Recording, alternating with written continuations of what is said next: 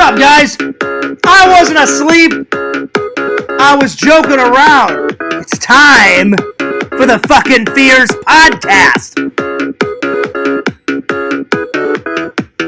Oh, yeah.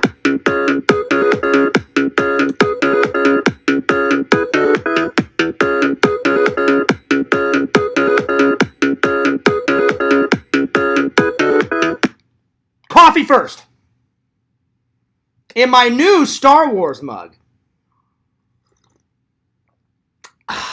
There it is. So you got a Stormtrooper on this side, and then you've got Star Wars on this side. And I gotta say, that was a pretty good cup of coffee. It's a new brand. I've never tried the French vanilla Walmart brand of coffee.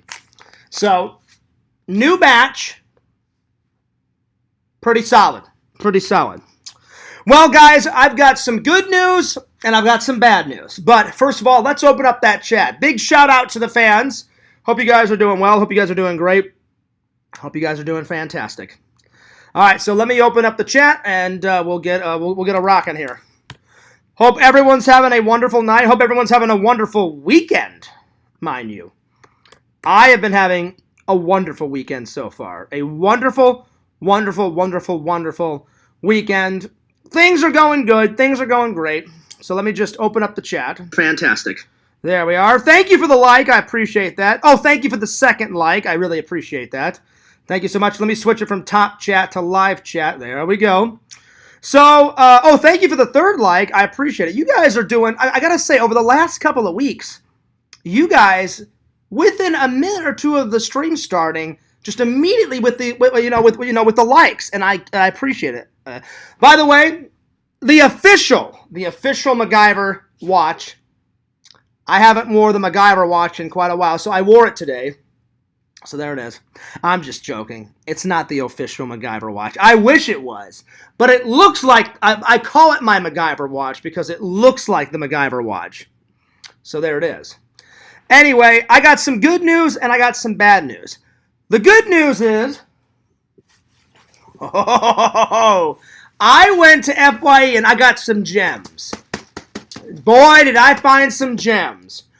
Woo! Some classic gems. You guys are going to love the gems that I got. So that's the good news.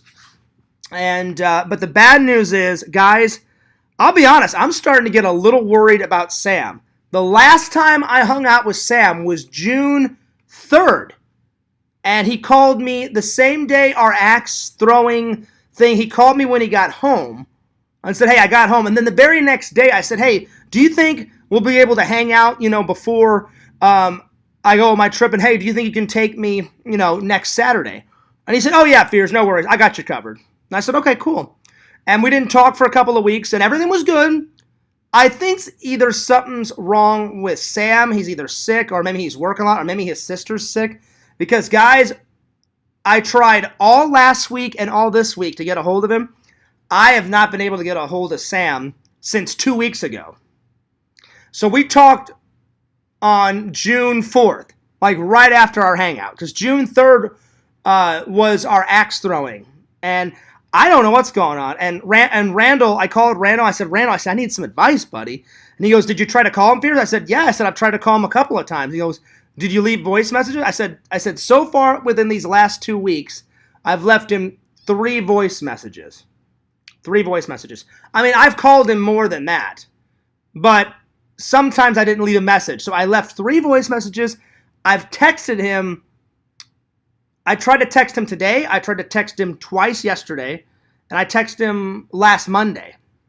So I don't know what's going on, guys. Because I was supposed to do a drunk stream. That was Sam's idea. He said, hey, Fears, can we just have like a chill hangout? Like we go get some dinner and then he goes, I'll bring over some alcohol. And I said, and the thing is, I bought myself another Crystal Skull vodka bottle for tonight. Not at all.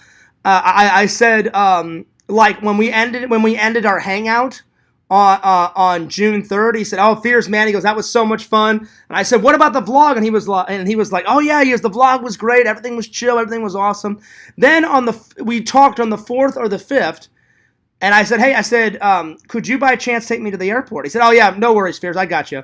And then I said, well, what do you want? I said, can we hang out, before I go? And he said, oh, man, I'd love to hang out. And I said, well, what are you thinking? He goes, last time we did like a big extravagant hangout. And he goes, how about this time we do like a chill hangout? And I was like, that's cool. I said, what are you thinking? And he was like, can we just like drink and just have a good time and maybe do like a drunk stream? And then before we do that, get some dinner? I said, that sounds good, buddy. So I know he's not mad at me because I haven't talked to him since the 4th because I've been busy, with work and stuff and preparing for my trip. Which, by the way, next week I need to buy some more, undershirts because I've bought some new shirts and stuff. I don't have enough undershirts. So really the only thing I need for my trip, guys, next week is some more undershirts. So I was like, Randy, what should I do? And Randy went through the steps. He was like, well, did you try to call him? Did you text him? Did you email him? I said, I didn't email him. I said, but I called. I texted. I said, I checked all of his social media to see if he had done any, recent posts in a while. And I checked all of his social medias and he hasn't posted anything. And Randy's like, well, what about his Twitch? And I said, I checked his Twitch and he hasn't streamed since last year. And so I said, I don't know where he is or what he's doing. And like today's message, I pretty much just left this. I called him. I said, hey, Sam, what's going on? It's Fears. I said, hey, man, I'm starting to get a little worried about you, buddy. I said, I haven't heard from you in a good minute. I said, I wanted to know if he would still take me to the airport, next Saturday. And I was wondering if you still wanted to hang out, today and do our drunk stream and get some dinner and stuff. And I said, let me know. And I said, drop me a line, buddy. I said, because I'm kind of starting to get worried. And so I said, all right, man. I said, I guess I'll hear from you when I hear from you. And then that was it. And I still haven't heard from Sam. So I hope Sam's all right. I have not been able to get a hold of Sam in like 2.5, almost 3 weeks, because our last hangout was June 3rd. And the last time we physically, like on the phone, like talked was June 4th or 5th. Like it was either a day after our hangout or 2 days. And he confirmed. He said, oh, yeah. He goes, we'll definitely hang out like the weekend before you go, which is today. And I said, cool, awesome. And he goes, I got you covered, Fears. He goes, I'll take you to the airport, on that next Saturday. And I went, all right, cool. So if I don't hear from Sam by like next Thursday, I'm gonna have to do like an Uber. So anyway, I just hope he's all right. So your guys' guess is good. And this I'll be honest, this is not normal Sam behavior. I think something's like legit wrong. Sam always gets back to me, whether it's a phone call, a text, something. So I'm thinking something's happened either at his job or with his sister, or maybe he's sick or something like that. Hopefully I'll hear from him by next week. I hope. Yo, Yakov, what's going on? Yo, Rebecca, what's up? Yakov says, invite me in. Unfortunately, Yakov, I'm on OBS, so I cannot invite you in.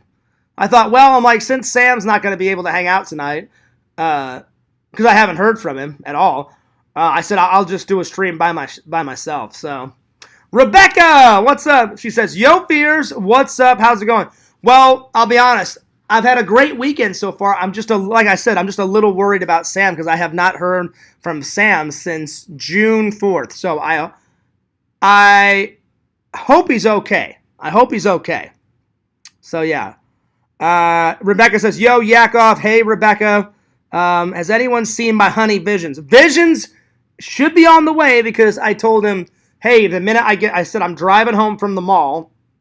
I said the minute I get home, I'm going to eat real quick, make some coffee, and set up the stream. So it should be on the way. Speaking of coffee, check out my new mug. It's new to me. It's not new, but it's new to me. I got this at Goodwill, Yakov, for $1. That, and then check this out. Check this out, buddy. Woo! Pew, pew, pew, pew, pew, pew, pew, pew, pew, pew, pew. Such good coffee. I tried a new blend today, buddy. Two days ago, I bought this. I've had French vanilla before, but I've never had the French vanilla great value style. So pretty good. Not too bad. Not the best coffee in the world, but pretty good. Pretty good. Yakov says, Visions was enjoying a nice hand salad. I don't know why you're calling it a hand salad, Yakov. It's a bacon, lettuce, and tomato sandwich. I saw it, though. I know what you're referring to. A bacon, lettuce, and tomato is... When is a bacon, lettuce, and tomato sandwich not a good idea? It looked good. And it looked like a picture-perfect sandwich that he made. It was so good. But anyway, Rebecca, I will message him just for you, though. I'm pretty sure he's on the way, but I will message him again. But anyway, give me 1 second. Let me message him. So anyway, but yeah, I'm really worried about Sam. I don't know where he is, what's going on. I'm telling you, I've tried to reach out to him a couple of times. But, I mean, I'm sure he's all right because he lives with his sister. So if anything did happen to Sam, his sister would be the first one to know about it, because he lives with his sister for right now until he can save enough money to get his own place. So... All right, here we go. Yo, Visions, I am live right now, so come and hang out when you can. There we go. There we go. Anyway, but yeah, so I don't know where he is. Again, and it's not for a lack of trying. I've tried to get a hold of him. I have no idea where he is. And then Randall's like, well, Fears, he goes, I would let him call you. I said, yeah, exactly. I said, I've already reached out about 4 or 5 times, probably more than that. And I said, I don't want to seem overbearing or annoying. So I said, all right, well, hopefully Sam will contact me soon. But I'm starting to get worried about him. So yeah. What's up, Larry? He says, hello, Fears, and hello, fans. Yakov says, hey, brother Larry. Sounds good, Fears. Oh, yeah. I believe he's still taking me to the airport, Larry. He hasn't said that he wouldn't. But, Larry, before you came in, I was telling everybody I have not talked to Sam since June 4th. So it's been a minute since I've talked to him. I hope he's okay. I hope nothing's wrong, Because he's not the type of person to, just leave me hanging, If something comes up, he would have texted me. That's why I know something's wrong, because...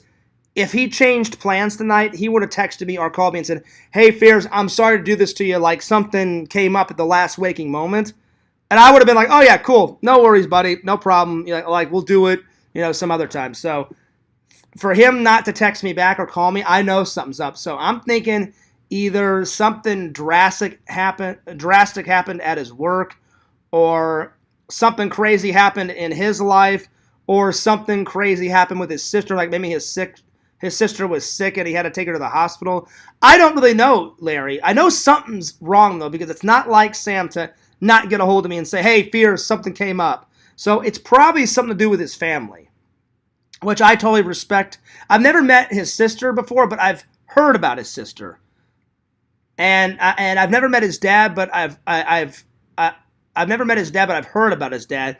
And his dad is like the ultimate nerd collector. You guys have seen some of his dad's collection, because remember Sam showed pictures of some of his dad's nerd collection. So either something's wrong, maybe with his dad or maybe his sister. I know something's up because I've tried. I asked Randall for advice, Yakov, and I was like, Randall, what should I do? And he's like, Fears, are you that worried you should call the cops? I said, no. I said, there's no need to call the cops. I said, because again, if something was wrong with Sam, he lives with his sister, so his sister, would take care of that, and his sister would know something's up, But I said, Randall, it's unlike Sam to leave me hanging and to, like I said, if something came up, he would call and say, hey, Fears, I'm really sorry. I hate to do this to you.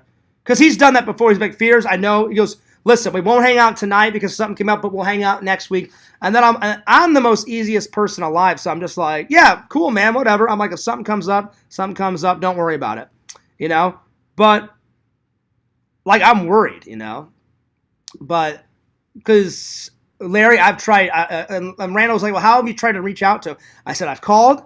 I've left 3 messages on his phone. I said, I've texted. And he goes, did you check his social media? I said, yes. And I checked all of his social medias, the ones that I file. I said, and he hasn't posted anything new in a while. And then Randall was like, well, what about his Twitch? And I was like, I checked his Twitch. I said nothing was going. And then me and Randall were supposed to stream tonight. And I think what happened to Randall, I just tried to call Randy before the stream, and I think Randy fell asleep. Because I tried to call Randy twice. Once when I was at the mall and said, hey, Randall, I'm almost done shopping at the mall. I'll be home soon. And then I got stuck in traffic on the way home. So yeah, so that's why I'm starting the stream right now, because I've been live for about 15 minutes. So I apologize that it's so late, So I got out of the mall, driving home, and I said, you know what? I said, it's getting kind of late. I said, I'm lazy. I said, I'll just, I'll get some BK Lounge. And so I did. And that was a whole other world of shit that happened there. Oh, Lord, let me tell you that story real quick. I had to talk to the manager because the guy in the drive-thru was so rude. He was disgusting rude. I go through, and I guess he misinterpreted what I said. So he's like, hi, welcome to Burger King. May I take your order? And I said, yeah, my man. I said, can I take 3 hamburgers just with pickles, lettuce, and mustard? I said, no cheese. And then he goes, anything else? And I said, a large fry. I said, oh, yeah. I said, I'm sorry. I said 3 hamburgers, just pickles, lettuce, and mustard, no cheese. And then yes, I said a large French fry. And then he's like, any ketchup on that? And I said, no. And then I guess he didn't hear me, or I guess the speaker was bad. And he's like, hello? And I said, yeah. I said, I can hear you. And he goes, well, I just said, do you want ketchup on it? I said, no, thank you. And he goes, sir! And I'm like, yeah. And then he goes, I can't hear a word you're saying. I said, well, do you want me to come up? And I said, sir, I said, it's not my fault. I said, I'm speaking clearly through the speaker. And he goes, maybe it's messed up. He's like, come to the window. I went, all right. So I could already tell this guy was like in a mood, because he said it exactly like that. So I came to the window and I said, hey, and he goes, did you hear me say ketchup or no? I said, I did hear you, sir. I said, I think there's something wrong with the speaker. I said it 3 times that I didn't want ketchup. And he goes, oh, okay. So I thought everything was fine. And then he goes, so he went, oh, okay. So I guess something inside him like flipped the trigger, right, Yakov? Because as soon as I said, oh, no, I said, yeah, I heard you. I said, I think something wrong with the speaker. And he goes, well, do you want ketchup? I said, no. I said, I didn't want ketchup. And then he went, oh, okay, cool. So whenever someone says, okay, cool, I thought that was it. And then he goes, oh, by the way, I'm not your bro. I'm not your man. And I went, oh, okay. And then he's like, well, why'd you say that? And I was like, I was just being friendly, And then he goes, you know what, man? He goes, I don't like your attitude. And I'm like, I don't have an attitude, sir. And then he's like, no, I think you do. He goes, because when someone says I'm not your man, he goes, you should keep your friggin' mouth shut. And by this time, I was like, man, I'm like, the old fears would have ripped this guy's fucking head off by now. But I've been trying to be more patient over the years. So I was like, sir, I said, I don't want to argue. I said, I just want to pay for my food and go. And then he's like, that'll be 12, whatever. So I had him my card. And then he's like, hey, what do you think of the tap? I'm like, I'm kind of old school. I said, I still stick my card in, but I said, yeah, I said a few times I've tapped it. And then he goes, look, I'm not trying to be rude. And I was like, you're not? And he goes, no. He goes, this job gets so frustrating. He goes, I just wish they would like fix that fucking speaker. I'm like, it's really okay, sir. It's okay.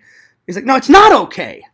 And he goes, it needs to be fixed so I wouldn't have to go through this every single day, with the customer. And I'm like, I'm sure they'll get it fixed. And so I said, hey, do you mind if I ask you a question? And he goes, yeah, sure. And Yakov, I guess he didn't like me asking this question. So I said, it's not a big deal. I said, I'm just curious. I said, at the start of this, I said I want 3 hamburgers, which would imply no cheese because, cheeseburgers. I said, hey, my man, can I ask you a question? He went, yeah, sure. I said, I'm kind of afraid to ask you because it may agitate you, which unfortunately it did. And he goes, no, it won't agitate me. So this guy was all over the place. But I was kind of curious to know this. And so I said, oh, hang on, I'm trying to remember what I said. Oh, I said, so at the very start of this, I said, I just want 3 hamburgers, only pickles, lettuce, and mustard. So I said, me personally, I said, if I wanted ketchup, I would say, and add ketchup on it too. I said, I know you have to ask it, but I said, most of the time, a customer, if he just says, hey, I want pickles, lettuce, and mustard, that's all they want on it. And then I said, I always remind them, I said, because I can't have cheese on my burgers because it'll mess up my stomach. I'll be honest, I've been able to eat more cheese. I've been kind of venturing off. But I know for a fact I probably can't have the cheese that, it's certain cheeses I can't have that'll fuck up my stomach. So I don't even risk it anymore. Some cheese I can, some cheese I can't. And so I told him, I said, so I can't have cheese because of my stomach disease. And he's like, well, we have to ask. And I went, okay. I said, I was just curious. I said, so that's your policy. And I go, really, my man, I don't really care. And then I forgot that I said it. He goes, I'm not your friggin' man. And I went, oh, I'm sorry. I'm like, I didn't mean to say it a second time. And he started bitching. And he's like, you idiot, you idiot. And by this time, this is when the fear's patience was starting to lose. And I went, don't, and that's when I had enough. And I was like, don't, I said, sir, I said, you have no right to talk to me like that. And he goes, I have every right. I said, no, I said, you don't. I said, me just asking a simple question, and I couldn't believe it because right when I said that, Yakov, I was like, oh shit. I said, now it's coming back to haunt me. I said, back in the day, fears had a short fuse. And I said, was I like this back in the day? Someone would ask me a simple question and then I would go fucking ballistic. I said, oh shit, now you're getting a little taste of your own medicine, fears. But I had been totally patient with the guy up until then. And then I said, you don't have a right to scream and yell at a customer. I said, I just asked you a simple question. I said, and guess what, sir? I said, it's not my fault that you couldn't hear me. I said that you couldn't hear me through the speaker. I said, it was either a bad connection or they need to fix the speaker. And I said, that's on your manager. I said, it's not on you, man. I said, I'm sorry that you couldn't hear me. I said it 3 times. And then he goes, well, you're rude. I said, sir, I said, if anyone's being rude, it's you. And he goes, well, you're being rude to me. I can't take this anymore. I said, no. I said, you just don't like that I'm calling you on. I said, you started this all about the friggin' speaker. And he's like, you need to shut up. He's like, you really need to shut up. He goes, you need to shut your mouth. And he gave me back my card. And I was like, I don't have to shut up. I said, you just don't like that I'm calling you out. I said, you've been nothing but argumentative. I said, you've had a bad attitude since the very time I pulled up. I said, if you do this to every single customer, then you won't have a job soon, I said, because people are going to start complaining on you. And then he goes, you know what? He goes, you're really starting to cross a fucking line. I go, well, I said, I'm sorry. I said, I'm not going to let you speak to me like this. And then he's like, you know what? He goes, I could just call the cops. And I said, call the cops. I said, I haven't done anything wrong. I said, call them. And then this is when he got really mad. I said, I'm not afraid of you. I said, call them. And he goes, oh, you're not afraid of me? And I went, not even in the slightest. He goes, not even in the slightest. I said, not even in the slightest. And he goes, well, guess what? He goes, I'll take you on anytime after work. And then, so he basically threatened me. And so then I said, is that a threat? I said, are you threatening me? He goes, you know exactly what that means. I said, you know what, sir? I said, I'm done. I said, I'll just talk to your manager. And he goes, well, you know what? He goes, I'm calling the cops. He goes, the minute you pull forward, I'm going to take a picture of your license plate. And I said, well, actually, I said, you don't have my permission to do that. He goes, I don't need your friggin' permission. He goes, and plus, you threatened me. He goes, you're talking to a disabled person. And then he whipped out his cane. I cannot make this shit up, you guys. I cannot make this shit up. I am being 100%. And I looked at him and I said, well, I didn't know you were disabled, sir, to start out with. I said, if you never would have showed me your cane, I would have no idea that you were disabled. I said, second of all, I said, I never threatened you. I said, you're the one saying, hey, anytime you want to go after work. I said, that's a threat. I said, you threatened my life. I said, so you're a liar. I said, you lied. I didn't lie. I said, no. I said, you lied. I said, now you've really pissed me off. I said, and you escalated this. I said, I'm talking to your manager. And apparently, this is the second time it's happened. So I went and I talked to my manager, and she goes, sir, I'm very sorry about this. She goes, I'll take care of it. And I said, I swear on my father's grave I did not threaten him. She goes, oh, I know. She goes, I know. And she goes, I've had problems with him on the drive-thru. I said, well, what do you mean? She goes, you're not the first person to complain about him. She goes, a week ago, he called the customer an asshole. I said, oh, really? I said, so it's not just me. She goes, no. She goes, the minute you started telling me what happened, she goes, I know it was him. I said, yeah. I said, this all started because of the fucking speakers. And she goes, yeah. She goes, I'm really sorry. I said, it's not your fault. I said, you don't have to apologize. She goes, well, she goes, I'm the manager. She goes, and she goes, it's on me to get the speakers fixed. She goes, sometimes it works, sometimes it cuts out.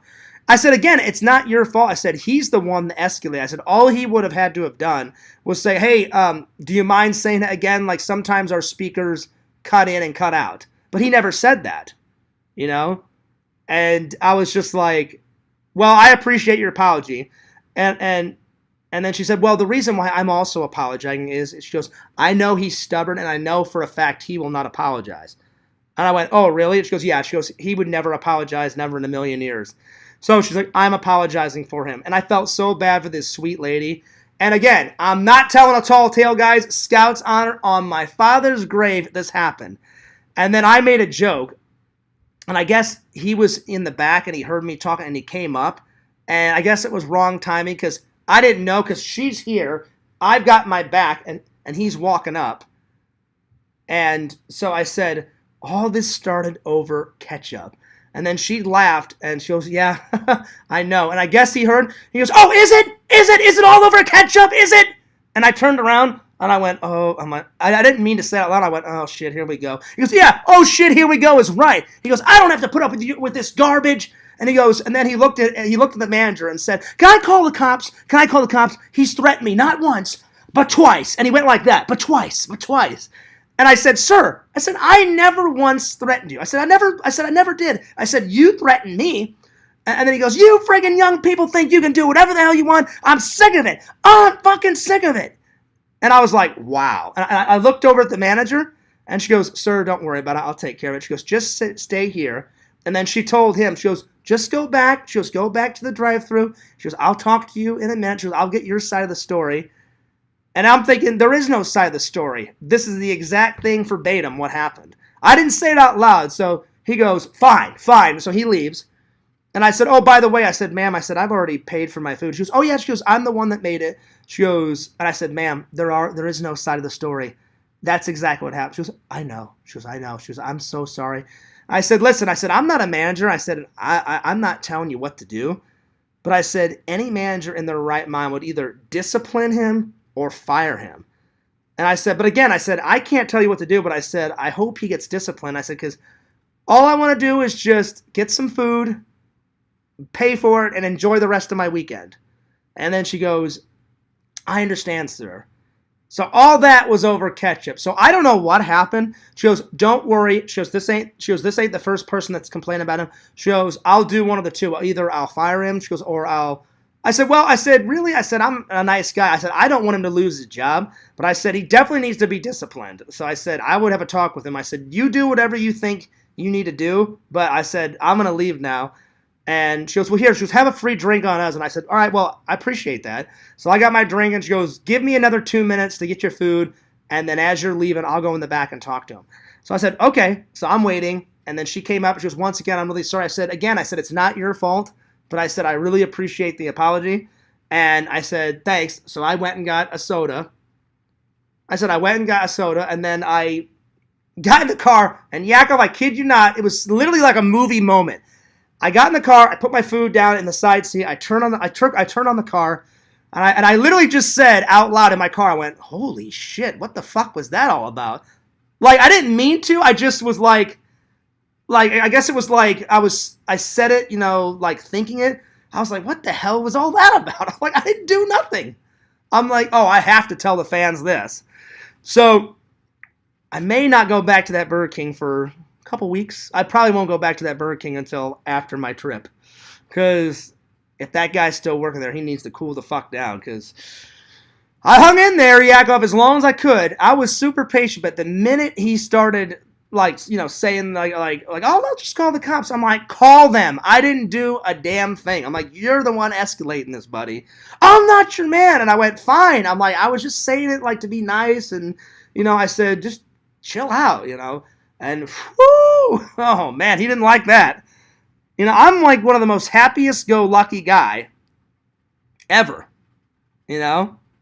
But you say the wrong thing, Fears will stick up for himself. That guy crossed so many lines, it was beyond belief.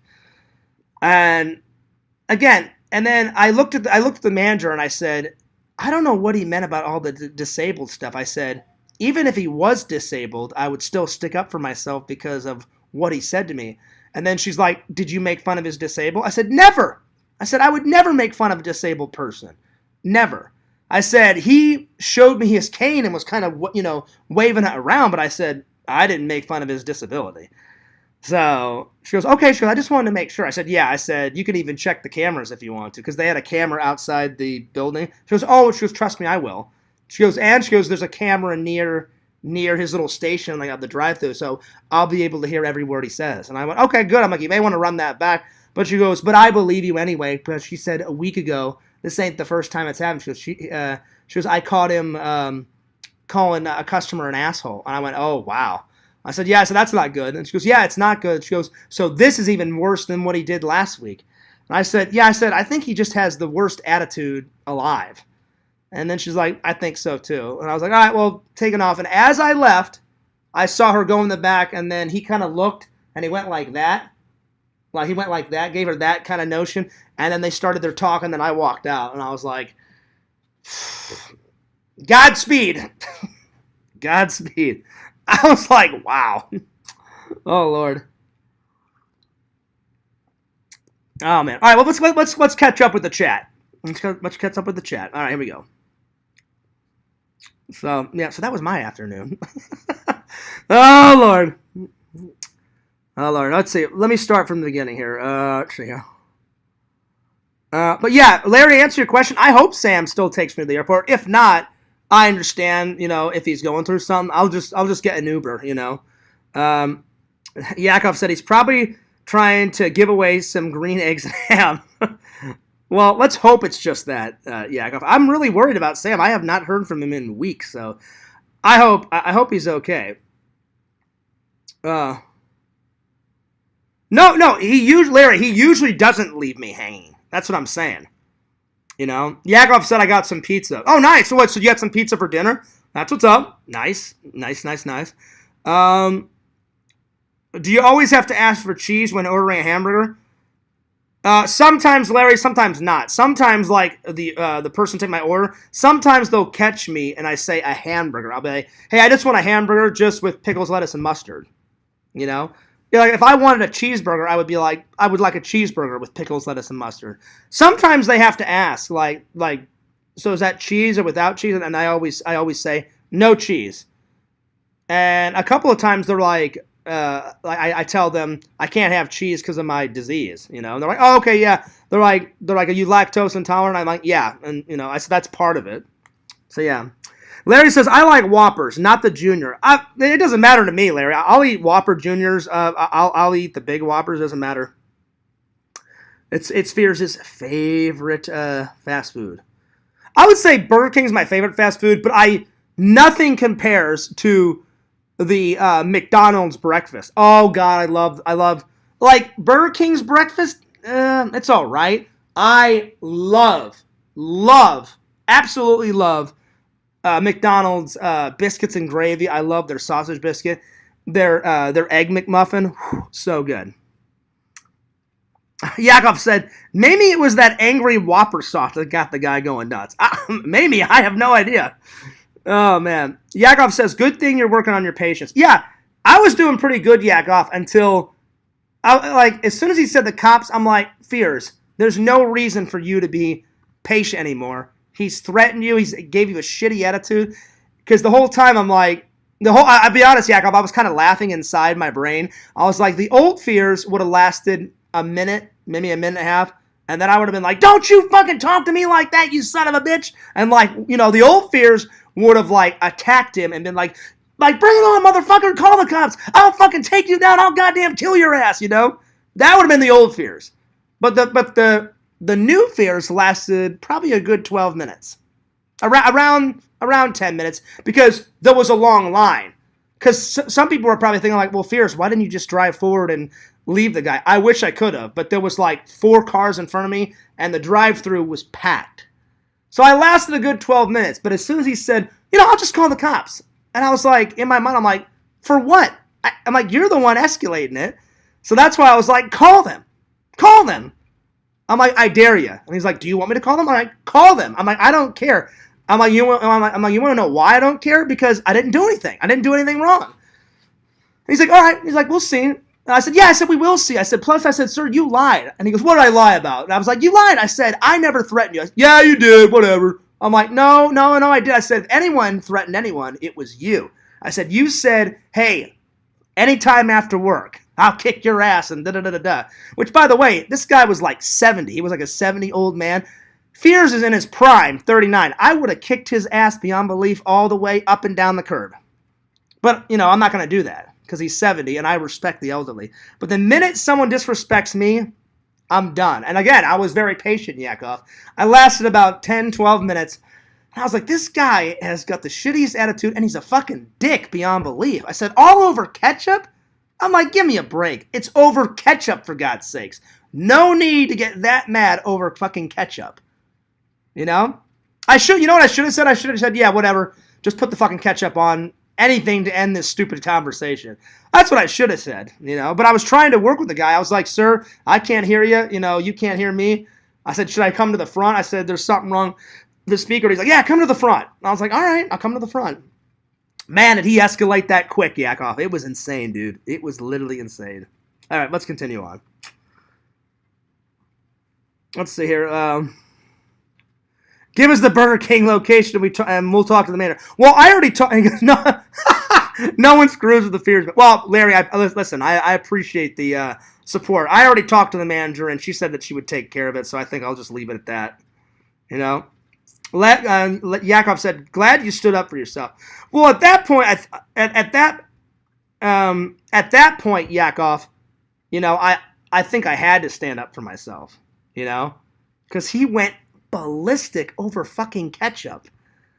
I was like, Jesus. I'm like, this guy needs, if anyone needs a vacation, it's this fucking guy. Fierce needs a vacation, but I would have gladly postponed my vacation. Be like, hey, my man. Oh, sorry, not my man. Hey, you can take my vacation. You need it more than I do. Because this guy's like nuts. Do you want ketchup on your fucking burger? Yes or fucking no. And I'm like, I can't hear you, man. The fucking speaker, he was going nuts. I was like, wow. It was pretty nuts. It's pretty nuts. All of a sudden, he turns into Michael Myers. I'll turn to Michael Myers and I'll kill your ass, Fears. I would actually be honored, though. I'm like, if I'm going to get killed, at least I'm getting killed by Michael Myers. There it is. There it is. All right, let's continue on. But yeah, Yakov says, what a great story. Oh, there he is. There's Visions. Yo, Visions. I hope you heard that story. Guy was fucking going out of his mind over goddamn ketchup, for Christ's sake. I'll give you the 10-second version, Visions. Apparently, the speaker was sometimes working, sometimes not working. And he asked me a couple of times, do I want ketchup on my burger? And I said, no, I don't want ketchup. And then he just freaked out. He's like, hello, I'm talking. Do you want ketchup on your burger? And I was like, I just said it, sir. I said, no, I said I don't want any ketchup on my burger. I'm fine. But then I said, oh, if you don't mind throwing some ketchup in the bag from my French fries, that's fine. Again, I should have just said, yeah, whatever, put the fucking ketchup on the burger, It would have sped things up, but anyway. And so I kept saying it, Visions, and then he didn't hear it, and then when I went up to the front, he kept escalating and escalating, and Yakov was pretty impressed. I lasted about 12 minutes before I lost patience. And again, someone asked Fears, why didn't you just drive forward? I couldn't. There was 4 or 5 cars in front of me. And he just kept escalating. And I tried to de-escalate. I was like, all right, sir, it's not a big deal. It's not a big deal. I said, there's something wrong with the speaker. It's not your fault. He goes, it is a big deal. They should fucking fix it. I'm so sick of this. I got to deal with this fucking speaker every single goddamn time with the fucking customers. If it ain't you, it's the fucking speaker. If it ain't the fucking speaker, it's the goddamn fucking idiot customers. Da-da-da-da-da. And I'm like, this guy is going out of his mind. I'm like, it's okay, sir. It'll be fine. It won't be fine. Nothing will be fine. I'm like, all right. I said, sir, I don't want to argue with anymore. I said, I just want to pay for my food and enjoy the rest of my weekend, And And then I guess I don't know why he thought I threatened him, Visions. I did not threaten him. He threatened me. And then he's like, that's fine, I'll just call the cops. And then as soon as he said that, Visions, I was like, all right. I'm like, I'm done. I lasted 12 minutes, and I said, now I'm going to crucify this guy's fucking life. And I went, call the cops. Call him. I said, I have not done a single thing wrong. I said, call him. I said, you're nothing but a dick. I said, you've been argumentative the whole time. I said, you got the shittiest attitude ever. I said, this is all over fucking ketchup and a goddamn broken speaker. I said, it's not that big of a deal. And he's like, you threatened me. You threatened me. You threatened me. He goes, you're talking to a disabled person and a 70-year-old. How dare you? He goes, you friggin' young people have no shame. And I was like, first of all, I said, I didn't know that you were 70. I said, I knew you were older. There you are. I said, second of all, I said, if you wouldn't have showed me your cane, because he just showed me his cane vision. I said, if you would have never showed me that cane, sir, I said, I wouldn't known if you were disabled. I said, plus, I said, what does being disabled have anything to do with this conversation? I said, this conversation is because you're being a dick to the customers. And I said, I'm not going to take it anymore. And then he was like, well, I'll just call the cops. And I said, call him. Call him. I said, I've done nothing wrong. And so then the line started moving. And he goes, I can't wait until you move your car forward because I'm going to call the police myself if my manager does it, and I'm going to take pictures of your license plate. And I stuck my head out the window. I said, no, I said, you don't have permission to take pictures of my license plate. And he goes, I don't need your fucking permission. I went, okay. I said, right on. Because at that time, I was like, I'm done. So I drove around the cars, parked, went inside, told the manager. Thank God the manager was on my side. She goes, oh, sir. She goes, I know exactly what you're talking about. I'm really sorry. I said, well, you don't have to say sorry. I said, it's not you. She goes, well, I'm apologizing for him because I know he's stubborn and he won't apologize. She goes, I feel bad, sir. I should tell you, this ain't the first time this has happened. I went, oh, really? She goes, yeah, last week I caught him in the act of calling a customer an asshole. I went, oh, okay, so it's not just me. She goes, no, he's kind of a dick to everybody. And I said, well, listen, I said, I'm not a manager. I can't tell you how to do your job. But I said, if it keeps happening, I would nip the problem in the butt. And she goes, well, I'll either discipline him or I may have to fire him. I said, well, listen, I'm a nice guy. I don't want him to lose his job, even though he's a dick.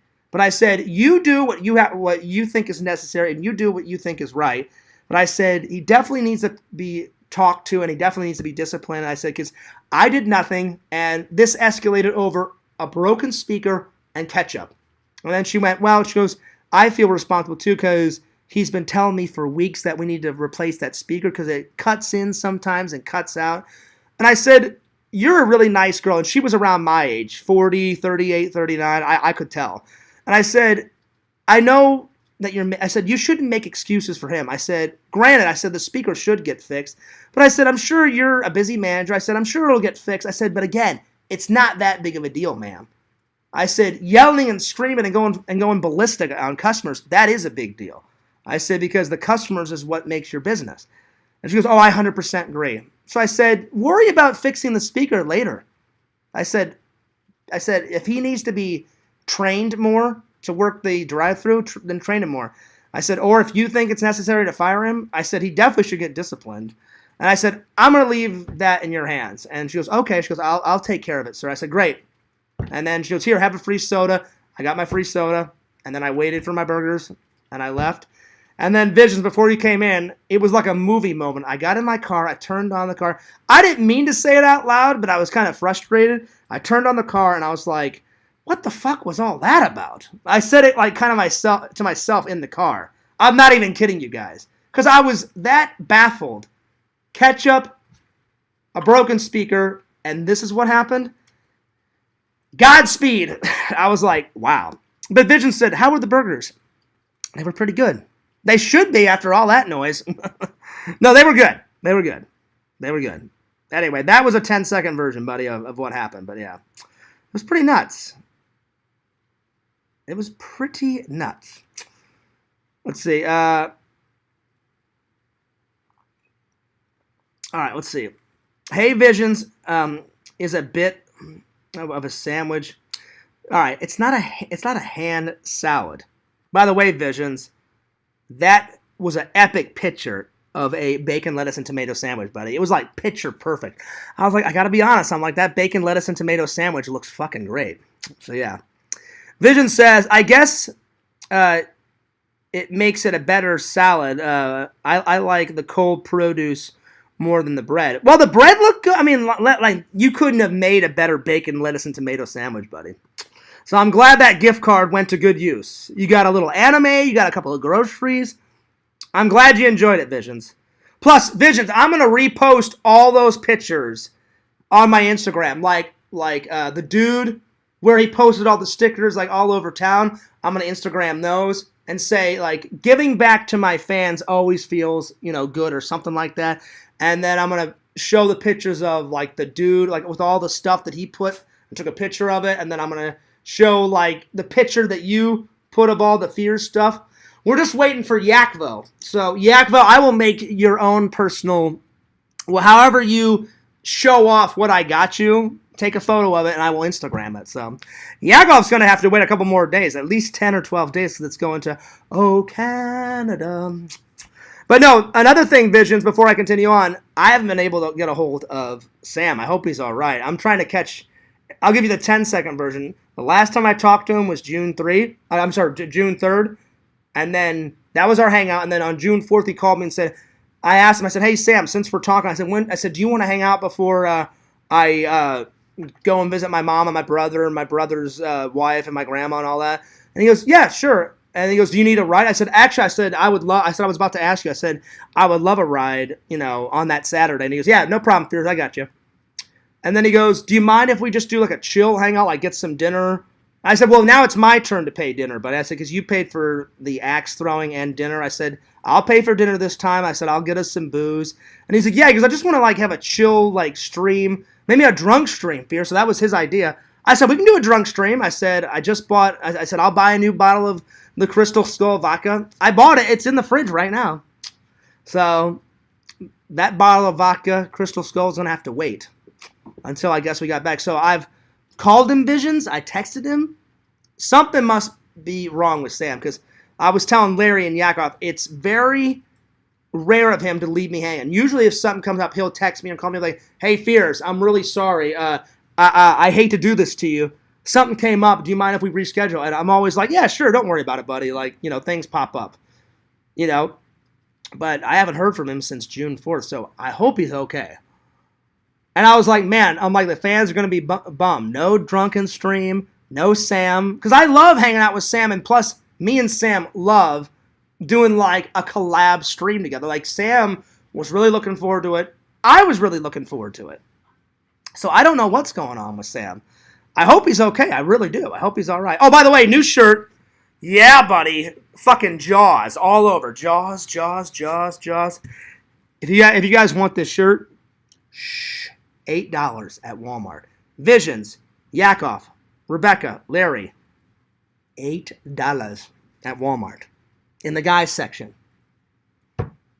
Oh, yeah. All right. Let's see here. Rebecca says, where have you been, Visions? Oh, shit.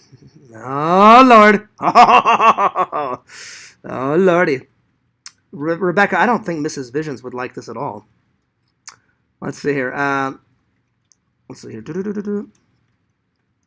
Wow! Vision says, Rebecca, don't make me slap that ass around. Oh! Bow chicka wow wow. Oh, Lord. Oh, Lord. Oh, Lord. It's getting spicy in the chat. Oh, Lord. Lord. Yakov says, I hope you didn't get him fired. No, I didn't get him fired, Yakov. I even told her, I said, I don't think he should be fired, but I said, you do whatever you think is necessary, because I'm like, I'm not the manager. You're going to have to make that determination. I said, I think he should be disciplined, but I said, listen, I don't want him to lose his job. And she goes, don't worry, sir, I'll take care of it. And that's when she said, this ain't the first time this has happened. She goes, I caught him in the act last week calling a customer an asshole. And I went, oh, really? I'm like, oh, okay. I'm like, so I'm not the only one that this has happened to. And she goes, no. She goes, it's actually happened twice now. Like you and then another person. I went, okay. I said, well, I'll leave it in your hand. I said, I'll leave it in your hand. And she goes, oh, yeah. She goes, I'll take care of it. And then I left it at that. So, yeah. Can you hide a speaker under the teller window? That's good, Visions. Listen to Visions. Visions says, you should hide a speaker under the tower window during the night and then hide in a bush whispering, catch up, catch up, catch up, until he loses his mind. Well, guess what, Visions? He's already probably lost his mind. If he went nuts, you guys I kid you not, I should have busted out my phone, Visions. You guys would have loved to have that in the vlog. But I thought if I bust out my camera, that'll just piss him off more. But again, I should have, because then it would show how much of a Karen he was, you know. So he was kind of being a Karen, even though he's not, you know, he's a man. I was like, this is a perfect example of a Karen, you know, in the wild. But yeah, that was funny. Catch up. I'll even mix it up a little bit. Fucking mayonnaise. Relish, motherfucker. You know? He went nuts. Anyway. It was pretty nuts. Anyway. Let's see. He should restart the stream as a StreamYards one and invite some guests. Wow, cool, Fears. This chat is so spicy in here. It's pretty spicy. It was going nuts. I'm sorry, Rebecca. The minute Vision said, don't make me slap that ass around, I was like, oh, fucking shit. Bound chicka. Wow. Oh, shit.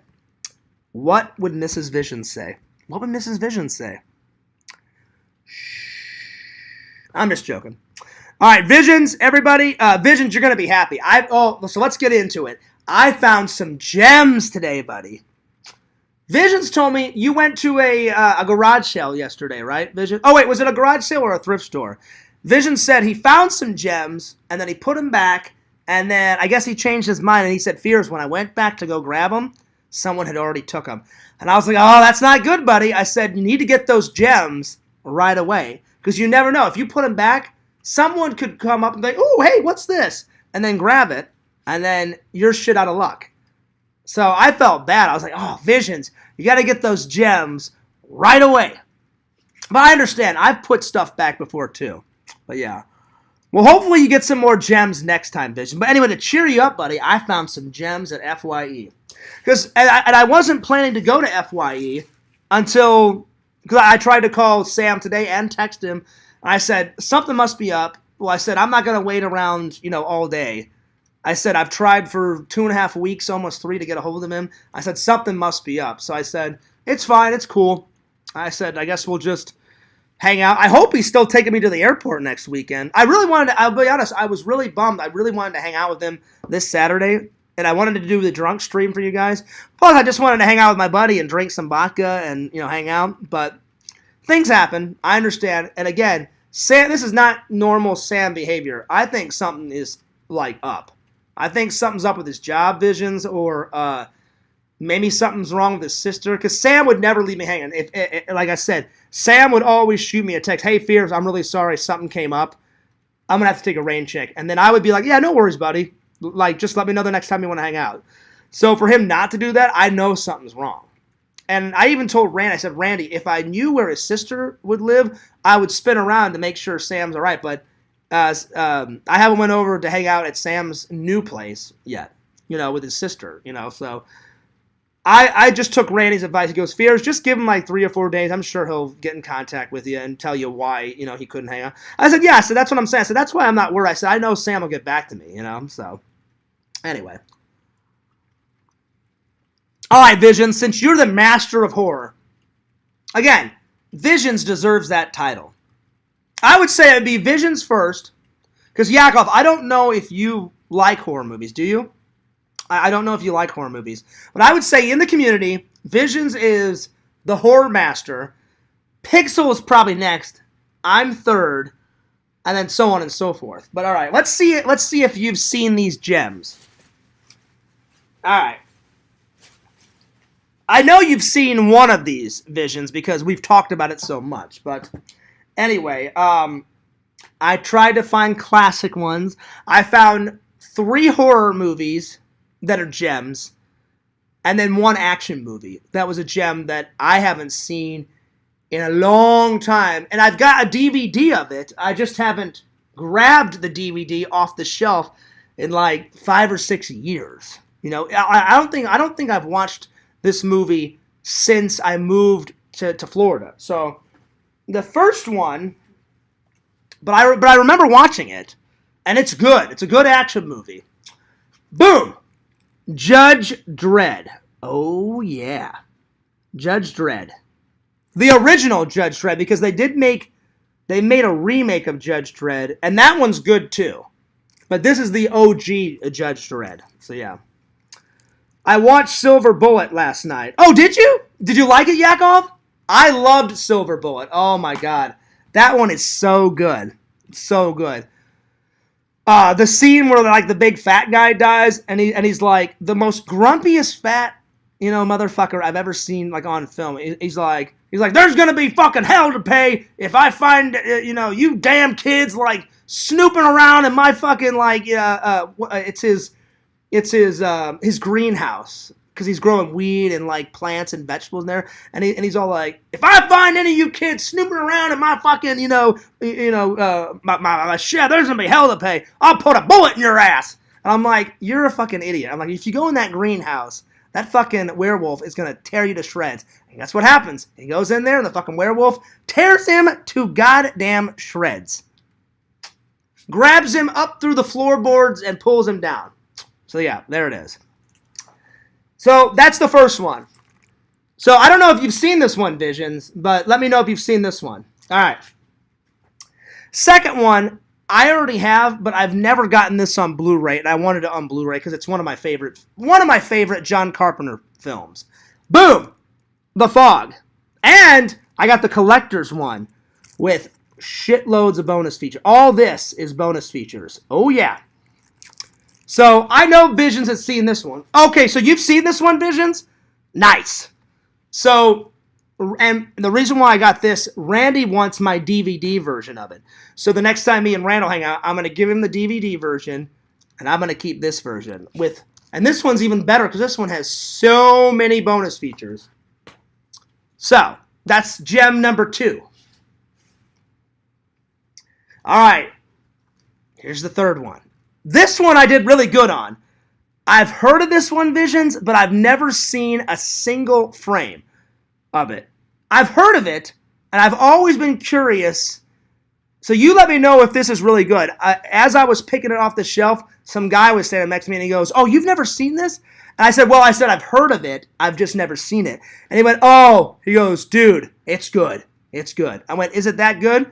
And he goes, "I'm telling you, it's good." I said, I have a friend that's really into horror movies. I said, he's probably more into horror movies than I am. And I said, I'm really into horror movies. And so I didn't mention your name, Visions, but I was like, Visions will know if this is like classic, epic, like going nuts, So hopefully I did good. Again, I've heard of this movie, but I've never seen it. Bam! My Bloody Valentine. So, yay or nay on this one, buddy?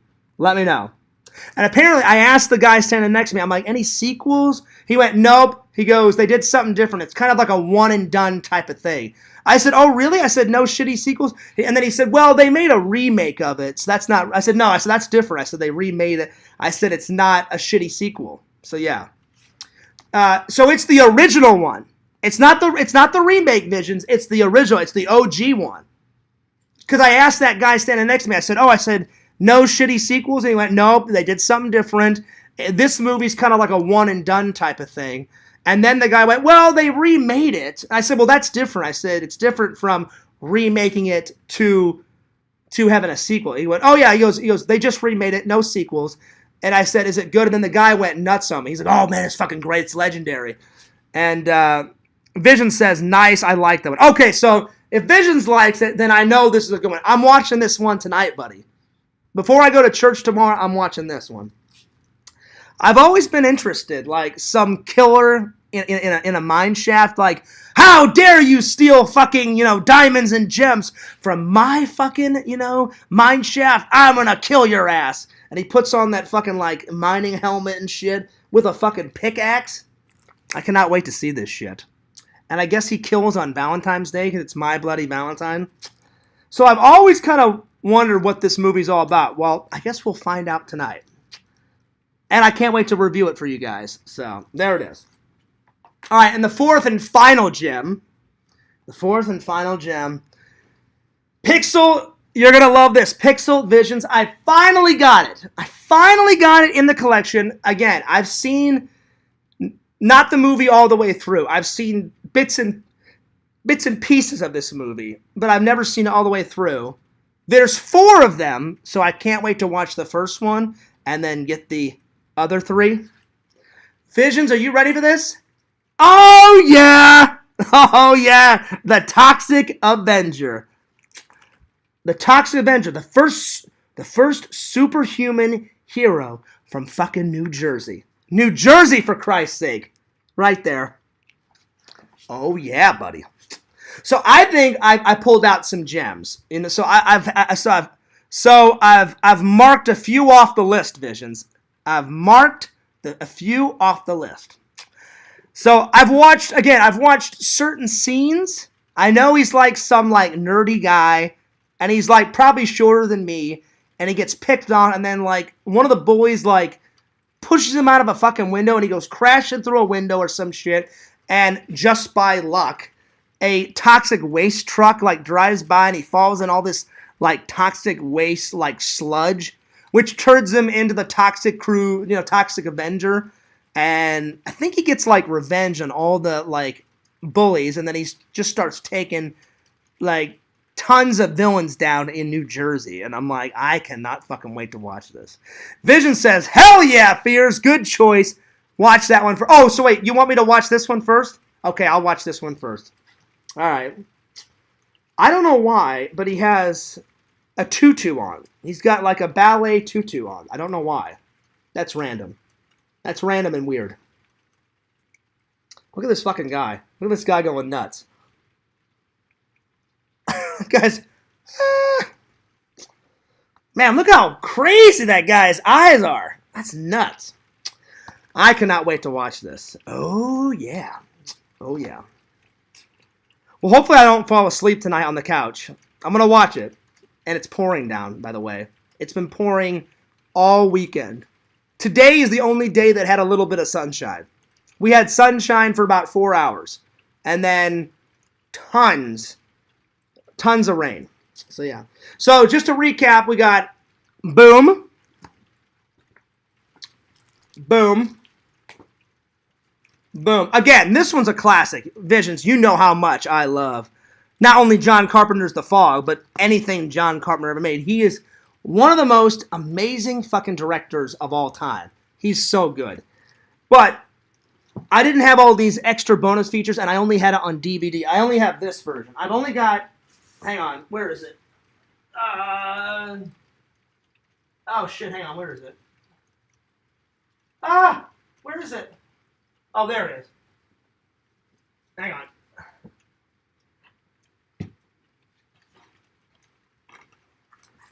I only had this version. So I'm going to give Randall this version. And I'm going to keep this version. So, yeah. And then, fucking Judge Dredd. Oh, yeah. And again, I've got the new version. I've got the new version of Judge Dredd already on Blu-ray in the collection. But I'll be honest, Visions, I have not. I'm just like you. I have not seen the original Judge Dredd. I know it's got Rob Schneider, that kind of short guy from Deuce Bigalow, Male Gigolo, and he was on SNL. It's probably been a good 12 years, 15 years, somewhere around there since I've seen this movie. I'll be honest, one of my favorite Sylvester Stallone movies. Obviously, I love the fucking Rambo franchise, and I love Rocky Balboa. But besides those, I love The Demolition Man. Have you guys ever seen that? The Demolition Man with Sylvester Stallone. That one is fucking amazing. Visions, Yagoff, please tell me you've seen Demolition Man. That one is the ultimate, like, it takes place in, like, the future, 2032, which is hilarious because that's not too far away. I mean, we're in 2023, and 2032 is not that far away. And I love that movie because not only is it a comedy, Jack Black is in it. I think that was, like, his first movie debut because he's, like, a glorified extra. Jack Black does not have any speaking roles in that. You just see him as, like, one of the bad guys, like, in all that, in that rubber suit that they wear, Visions, and he's just standing in the background, and then you see his face on camera for, I don't know, maybe 30 seconds, and then any other time he's just like a glorified extra in the background. He doesn't have one line of dialogue, so that must have been, I don't know if it was his first film, but it was maybe one of his first few films. I love that movie. It's so good. They need to make a sequel to it. I would love a sequel. That is funny, Visions. They sure do love their Taco Bell. That would be kind of crazy, Visions, if in the future every single fucking restaurant was Taco Bell. I'll be honest, that would suck because people would get sick and tired of eating Taco Bell. You know what I'm saying? I'd be like, look, can't we have some different, like, restaurants? There is different foods in the world. And then I guess they didn't really explain it that much. They're like, well, because of the franchise wars, all the other, like, fast food places went out of business and Taco Bell, like, won them all. I'm like, really? The franchise wars and shit? Hilarious. But you know what? At least in that future, it wasn't like the typical future that we know, Visions. Normally in those action, adventure, or sci-fi films, it goes one or two ways. Either it's a utopian, picture-perfect world in the future, or it is the most shittiest future of all time. Must I remind you, Battle Truck is in the future, and that's a shitty future. Dead End Drive-In, that's a shitty future. Escape from New York, Escape from LA. What do they all have in common in? All the futures are shit garbage. They're like shit water in a fucking toilet when it comes to their future. This one was actually like harmonious. Like a crime had never been committed like in 30 or 40 years, and then all of a sudden like Simon Phoenix breaks out. And he's like a crazy rampage motherfucker, like going nuts. And then they're like, we need a, he's like, Simon Phoenix is an old-fashioned criminal. We need an old-fashioned cop. Then John Spartan comes out. He's like, look, I'm here to kick ass and take names. Visions, my dad loved that movie. It wasn't his favorite film, but it was one of my dad's favorite films. But again, I had watched that film way before I watched it with my dad. I watched a lot, not every movie with my dad, but I watched a lot of movies with my dad. That was like a thing that me and my dad had in common. My dad loved movies. Not as much as me. I mean, I'm obsessed with movies, but my dad liked movies. Oh no, Yakov, here's the thing. I don't hate Taco Bell. I love Taco Bell, Visions and Yakov, but it would just suck to have every single restaurant in the future, every single one of them, be Taco Bell. I'd be like, BK Lounge is okay. Like Taco Bell, yeah, that's good. McDonald's, right on. And then they're like, no, we can't have any other restaurants except for that one. I would be like, that would kind of suck. That would suck.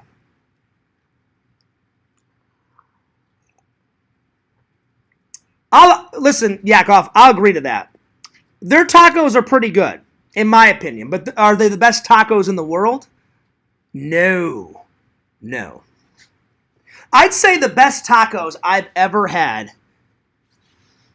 Oh, it was this Mexican restaurant. It was this Mexican restaurant that me and Casey went to, and I forgot the name of it.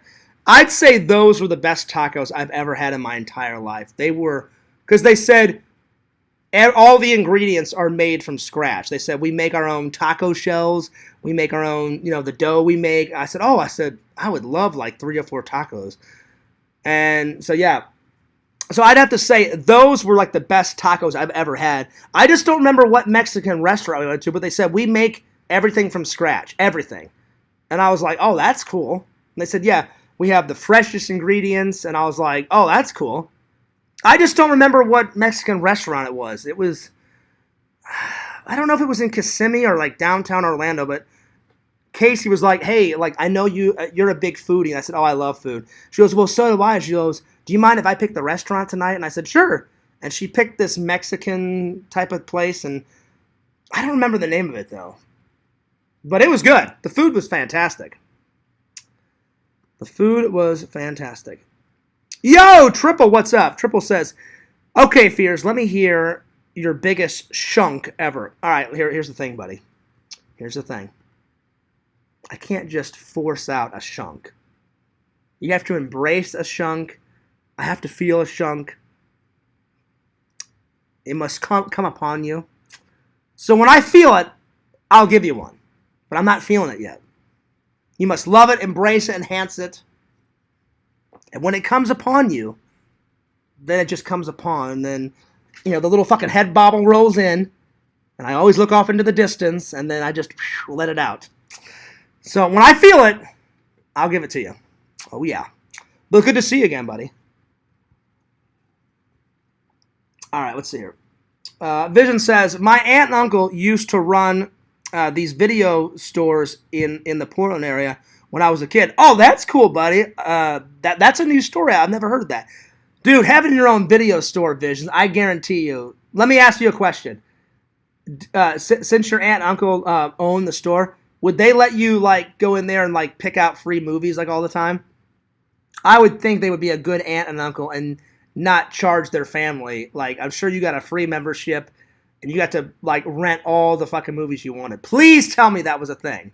And then he says, when I was a kid, so they always got screener tapes and movie swag. Oh, that's cool. I had a Demolition Man coat in elementary school. That's fucking sweet, dude. Oh my God. Please tell me you still have it, Visions. Don't get rid of it. I guarantee you that's a collector's item. I've been trying to find for years. I didn't know they made any clothing, Visions, but my friend Eric in his collection has the Demolition Man toys.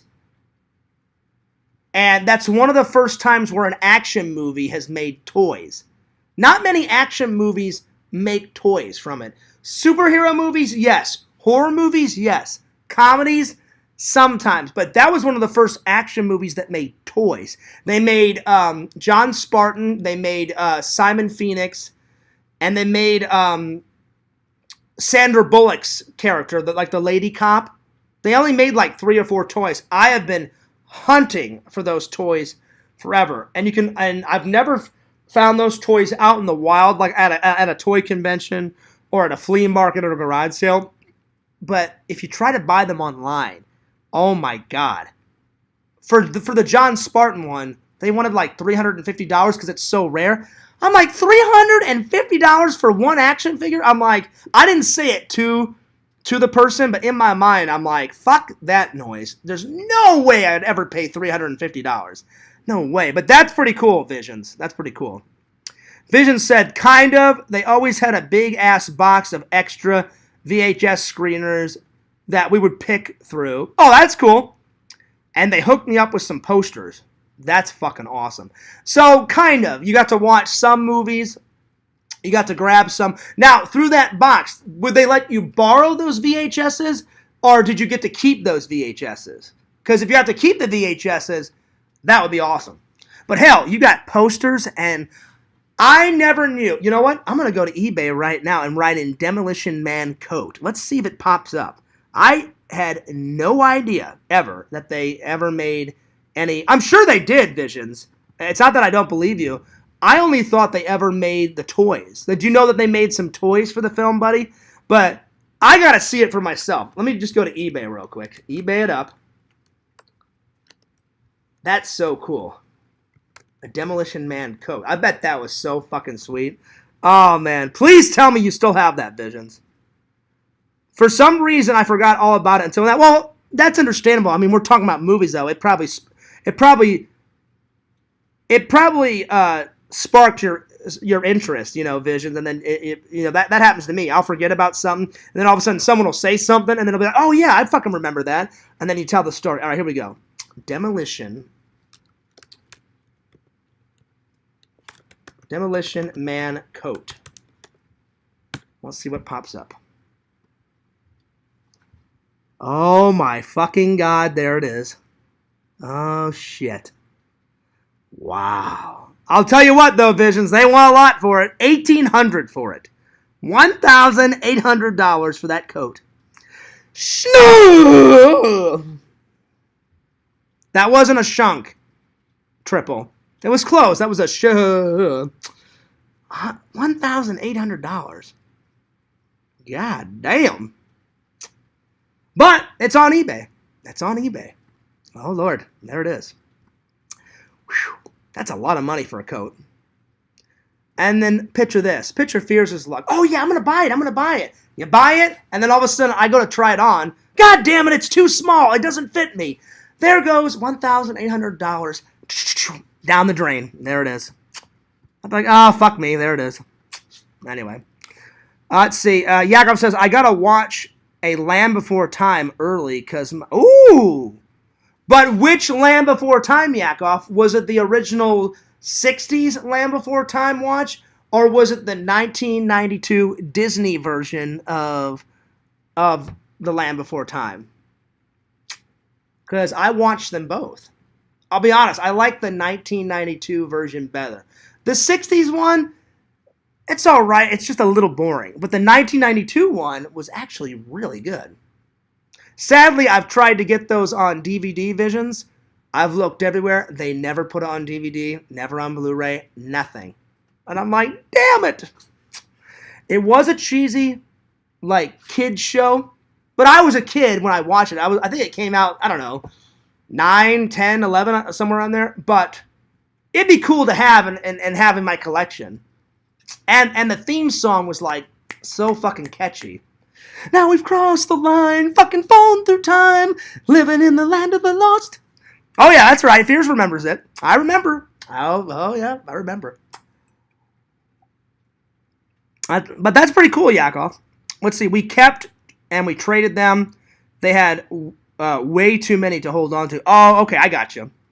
Well, hell, that was pretty cool, Vision. That was pretty cool. Yeah, I was basically the coolest kid at middle school with the buzz on Land Before Time. That's fucking awesome. That's fucking awesome, buddy. Let's see. I heard a trend on TikTok is doing the nut clap. Oh, no, Visions. That isn't a trend. That would only be a trend if Fear started it. And again, I can't take credit. I cannot take credit for the nut clap. Whenever Trent gets on the podcast, I'll be like, Trent, you invented the nut clap. Tell everybody what it is.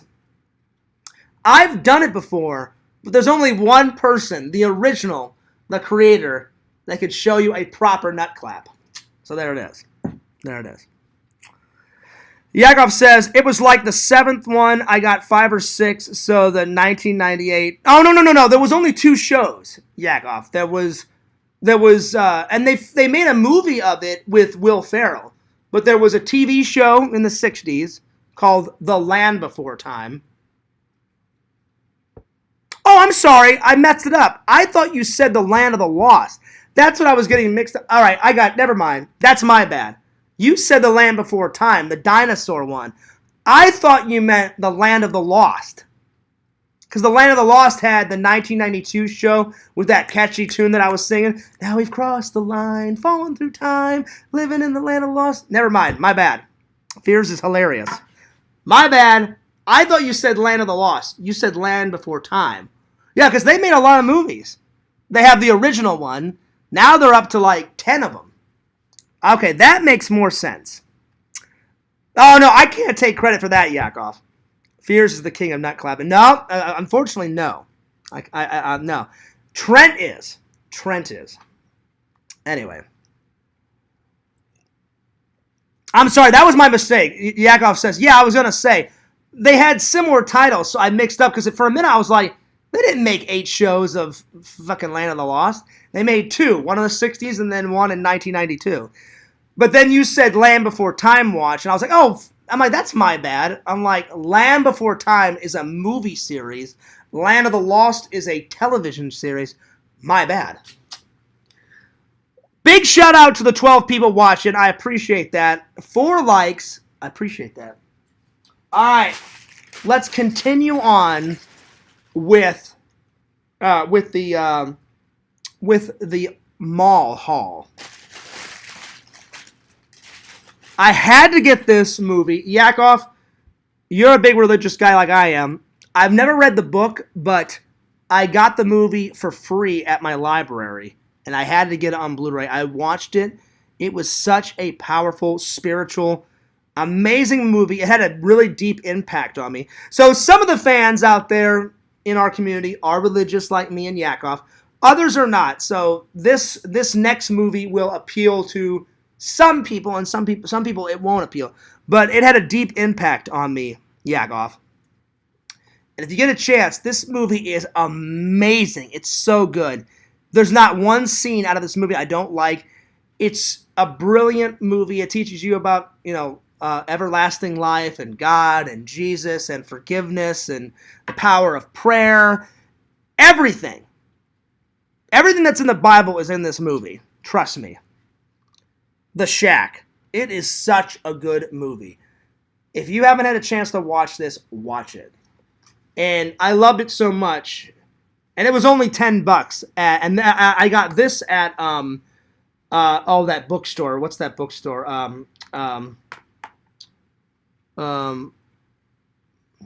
What's that bookstore in the mall? Barnes and Noble. I got it at Barnes and Noble because they do have a section of movies. It's a very small section, but there's a small section because most of Barnes and Noble is books. Because I do like to read. I like movies more, but I do like to read. It has to be something. If I'm going to sit down and read something, it has to be something I'm really interested in. So yeah. So I'm telling you, Yak Off, watch this. You will love it. It's a very spiritual movie. It talks to you about forgiveness and prayer, the meaning of prayer, blessings. Don't take your life for granted. Don't take other people's life for granted. Cherish your friends and your family. Cherish your own life. It teaches you all that. Everything that's in the Bible is in this movie. It's awesome. I don't want to spoil it for you, so I really can't. I really can't tell you much more than that. Yakov, you will love it. Watch it. Let me know what you think, because the movie is amazing. All right. So sometimes when you go to the mall, they give you free stuff. So I went into Hot Topic and Visions. I love my stickers. I love stickers. So I went there. I said, do you have any Hot Topic stickers? And the guy's like, no. Why are you asking? I said, I've got this plastic container at my house that I keep all my belt buckles in and my shoes and my belts. And I said, I like to decorate it with stickers. I said, if it's a small enough sticker, I put it on my coffee pot. And the guy, Visions, he was like, oh, that's cool. He's like, where did you get that idea? I said, listen, I can't take credit for that. I said, my friend, I didn't call him the dude. I said, my friend Mike, because that's the dude's real name. I said, my friend Mike bought a sticker from my other friend, Visions. And he went, his real name is Visions? I said, no. I said, his real name isn't Visions. I said, he's a friend and he's a YouTuber. And Visions, the guy at Hot Topic, said, that's a fucking cool name for a YouTuber. I said, he calls him that on YouTube, but I said, that's the name of his business. So I gave you a plug, buddy. I said, you want some cool stuff? I said, go check out my buddy's business, exhumevisions.com. And he went, I definitely will check it out. I said, they inspired me to put stickers on my coffee pot. And he goes, you know what? He goes, I think we do have a sticker. I said, that'd be great. So this one's too big to put on the coffee pot, but I'm definitely going to put it on my plastic container that holds all my shoes. So I'm going to put that on tonight. Then he came out and said, you want any more free stuff? I said, yeah. I said, if you're offering. He went, he goes, I got some. He goes, I'll hook you up. I said, you really don't have to, sir. I said, I just wanted a sticker. He went, he goes, I'm in the giving mood. I went, okay. He comes back. You ready for this? A Hot Topic fanny pack. I don't know what the hell I'm going to do with this. It's a Hot Topic fanny pack. Fears is not the fanny pack wearing type of guy. And then he goes, here's another one. Like give one to a friend. So I think the next time I do a giveaway, I'm going to put these in the giveaway. Because I would never wear a fanny pack. Never. So I'll probably save these, and the next time I do a giveaway for the fans, because I was only interested in getting a sticker. And then he goes, and so I'm like, all right, well, I appreciate that, thank you. And so I'm walking out. He goes, wait a minute. He goes, what size are you? And I'm like, I said I can wear a large or an extra. Or an extra large. He goes, which would you prefer? And I said, extra large. And he's like, I don't have an extra large. I said, then a large. Because I didn't know what the hell he was talking about. And then he goes, hang on. I think I've got a Hot Topic shirt. I went, you really don't have to, sir. And he's like, no. And I'm like, all right. I said, I guess this guy is in a giving mood. He gave me a free shirt. I'm not even kidding you guys. I'm not kidding. So I'm going to keep the shirt myself. So he gave me a Hot Topic sticker. I mean a t-shirt. So there it is. Yeah, buddy. So a sweet load of holders. Sweet and low hold. Oh, for a minute I didn't know what the hell you were on about. Sweet and low holders. Yeah, buddy.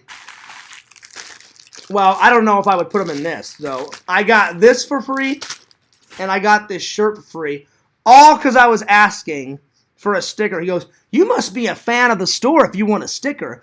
And I was like, "Well," I said, "I'm kind of a fan of the store." I said I do like Hot Topic.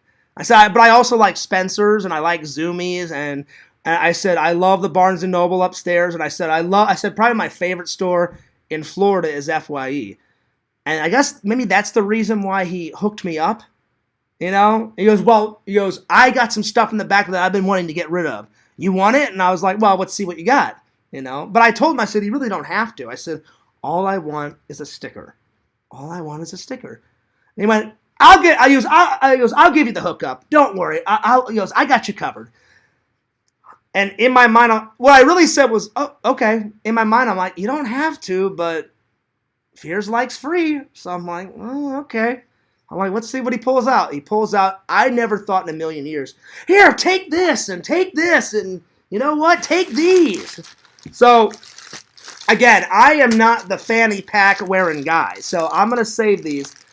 And in the giveaway, the next time I do a giveaway, I'll give these away to a fan. So, yeah. But I'm keeping the shirt. So, it is a nice shirt, though. It is a nice shirt. Visions, it kind of reminds me of your shirt, because you make a lot of, like, black shirts with, like, white words on it. So I was like, I didn't say it out loud, but in my mind, I'm like, this kind of reminds me of an Exhumed Vision shirt. Yeah, buddy. So, well, there it is. There it is. And then I went to one of my favorite stores ever. I went to Volcom, and I asked them the same thing, and they hooked me up with a bunch of stickers. So I got 1, 2, 3, 4, 5, 6 of these. I didn't really need 6 of these. The guy goes, "Let me go to the back and see if there's any stickers." I went, "Oh, I appreciate that." And then he goes, "Do you want one of these?" And I was like, "Sure." So he gives me 2 of these. So, and I was like, "Any free t-shirts?" No, I'm just joking. I didn't say that. So I got some cool stickers. So, all right. But never in my wildest dreams, he comes out with a fucking fanny pack. And I didn't want to burst this guy's bubble visions, but in my mind, I'm like, Fears, you're not a fanny packing wearing guy. But I'm like, I bet you someone in the community is. So I'm going to hold out, and whenever I do another like contest, this will be one of the prizes. But I'm keeping the shirt. So there it is. So there we are. So not too bad. Not too bad of a mall haul. I gotta say though, Visions, I think I did pretty good on the gems, on the horror movie gems. I mean, who doesn't like John Carpenter, right? Oh, I love this movie. And then the guy standing next to me, buddy, when I grabbed it, the guy went, "Oh man, I was thinking about buying that." And I was like, "Well, do you want it?" He goes, "No." He goes, if you've never seen it, you take it." He goes, "It's amazing, man." He goes, "Oh," he goes, "you're going to love it." I went, "Is it that good?" And he goes, "If you don't take my word for it, ask your horror movie friend." I said, "I will." I said, "I'm going to do a live stream." He goes, "Oh, you got it." He goes, "You got a channel?" So at least I knew sub out of the deal. So the guy that went nuts on this movie Visions, he's like, "Oh," he goes, "I'll sub." He goes, "I love anything about horror movies." I said, "Well," I said my whole channel is not horror movie. I said, "We talk about horror movies," but I said my whole channel isn't about horror movies. "It's okay, man. I love talking about horror movies." He goes, "What's your channel?" I said, "Well, I have 2 channels." "All right, I'll fucking subscribe to both." I went, "All right." I'm like, "That's cool." He goes, "Oh, what is it?" I went, well, I said, the first one's Fears Man, 26. And I said, the second one is Fears Vlogs. And he went, is that really your last name? I said, it is. And he goes, man, you got a cool fucking last name. I said, I like it. So he goes, yeah, ask your friends. So Visions, if you like it, and then this guy at the mall was going fucking nuts about it, I know it's good, buddy. So I can't wait to watch it, man. But you said watch this one first. So are you saying that this one is better than this one, or are they both good? Are they both good? I would imagine that both of these are good. But watch this. I'm going to fall in love with this. Because Pixel told me, he went, oh, Fears. He goes, once you watch the first one, he goes, number 2's fucking great. 4's fucking cheesy as hell. 3rd one's great.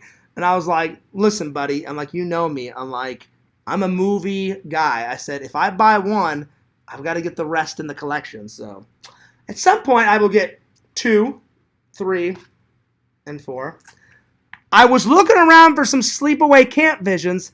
Not one Sleepaway Camp Blu-ray. And the guy's like, well, usually we have them. He goes, we're just all sold out right now. But he goes, check back in about a month or two. I said, all right. I said, well, you know what? I said, maybe when I get back from my trip.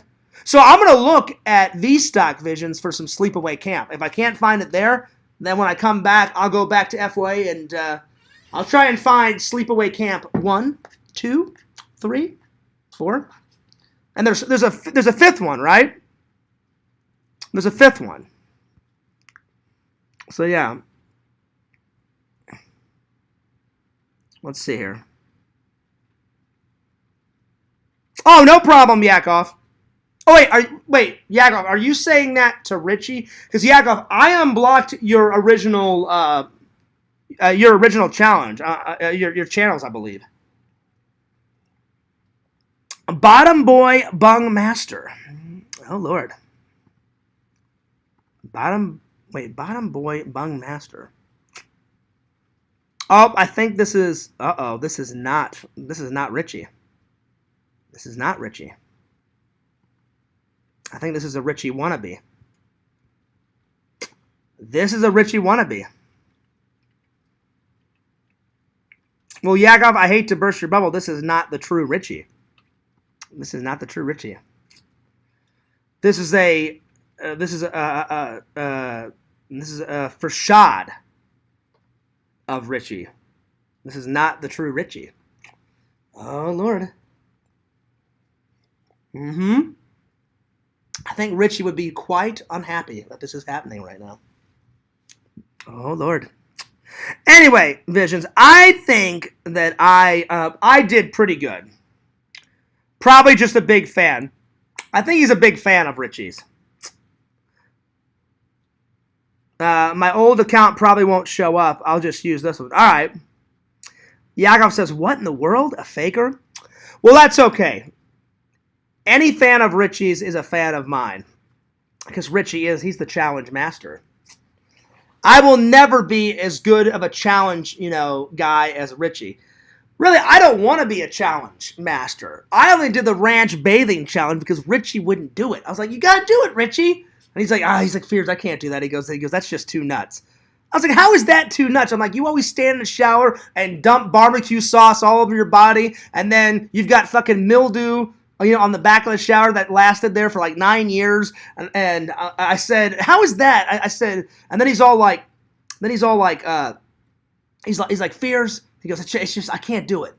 I was like, you chugged a bottle of ranch in the fucking shower, man. I'm like, how is that too epic? But anyway, I said, all right, Richie, I said, if you're not doing it, I said, Fears will jump in the shower, and I will do the ranch bathing challenge for the fans. So there it is. Anyway. All right, Visions. So what do you think? What do you think the best gem was? What do you think the best gem today was? This one, or this one? What do you think? What was the best gem that Fears got today? I like them all, but I've only seen bits and pieces of this. I cannot wait to sit down and watch the whole thing. But I'm telling you, Pixel's like Fears. It's that good. I've met one of the Toxic Avengers. I met the guy that played Toxic Avenger in part 2 or part 3 at one of my buddy Dave's contamination conventions back in the day. I got a photo with him. But I even told him, I said, I'll be honest, I've only seen the first one, and I've only seen bits and pieces. And the guy was like, oh, really? I go, yeah. I said, eventually I'll get around to watching all 4. He's like, yeah. He's like, for sure. I said, I'm a fan of Toxic Avenger. The bits I did see were good. And then the guy goes, well, I did some stunt work on number 1. He goes, and then the guy that played number 1, the way he told me Visions, he said, I think he quit or got hurt, so they had me take over, and I did 2 and 3. I went, oh, you did? He goes, yeah. He goes, it was a rubber suit that I had to put on. And I was like, okay, that's cool. So I got a photo with him, and I got an autograph. So I've met one of the Toxic Avengers. I just haven't met all the guys that played the Toxic Avenger. But I can't wait to sit down and watch all 4 of them. So, yeah. Vision says the best gem of the day was Toxic Avenger by far. Okay. Sounds good. Sounds good. I'll be right back. I have to use the restroom. So just go ahead and study John Carpenter's The Fog. And I'll be right back. I need to take a pee-o. I'll be right back.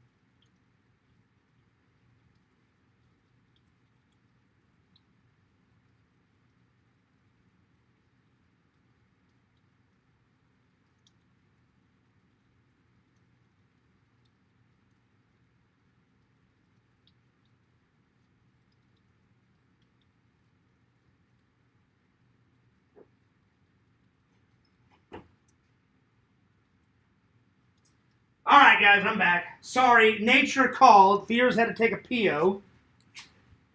I'm back, though. I'm back. Check out fucking The Fog if you've never seen The Fog. It'll fucking blow your mind. The Fog is amazing. The Fog is a pretty good movie. Anyway, let's continue on. Visions, what do you think of this fucking Jaws shirt? Dude, I kid you not. If you want it, $8. $8 at Walmart. As soon as I saw it, I was like, really? Only $8? Damn.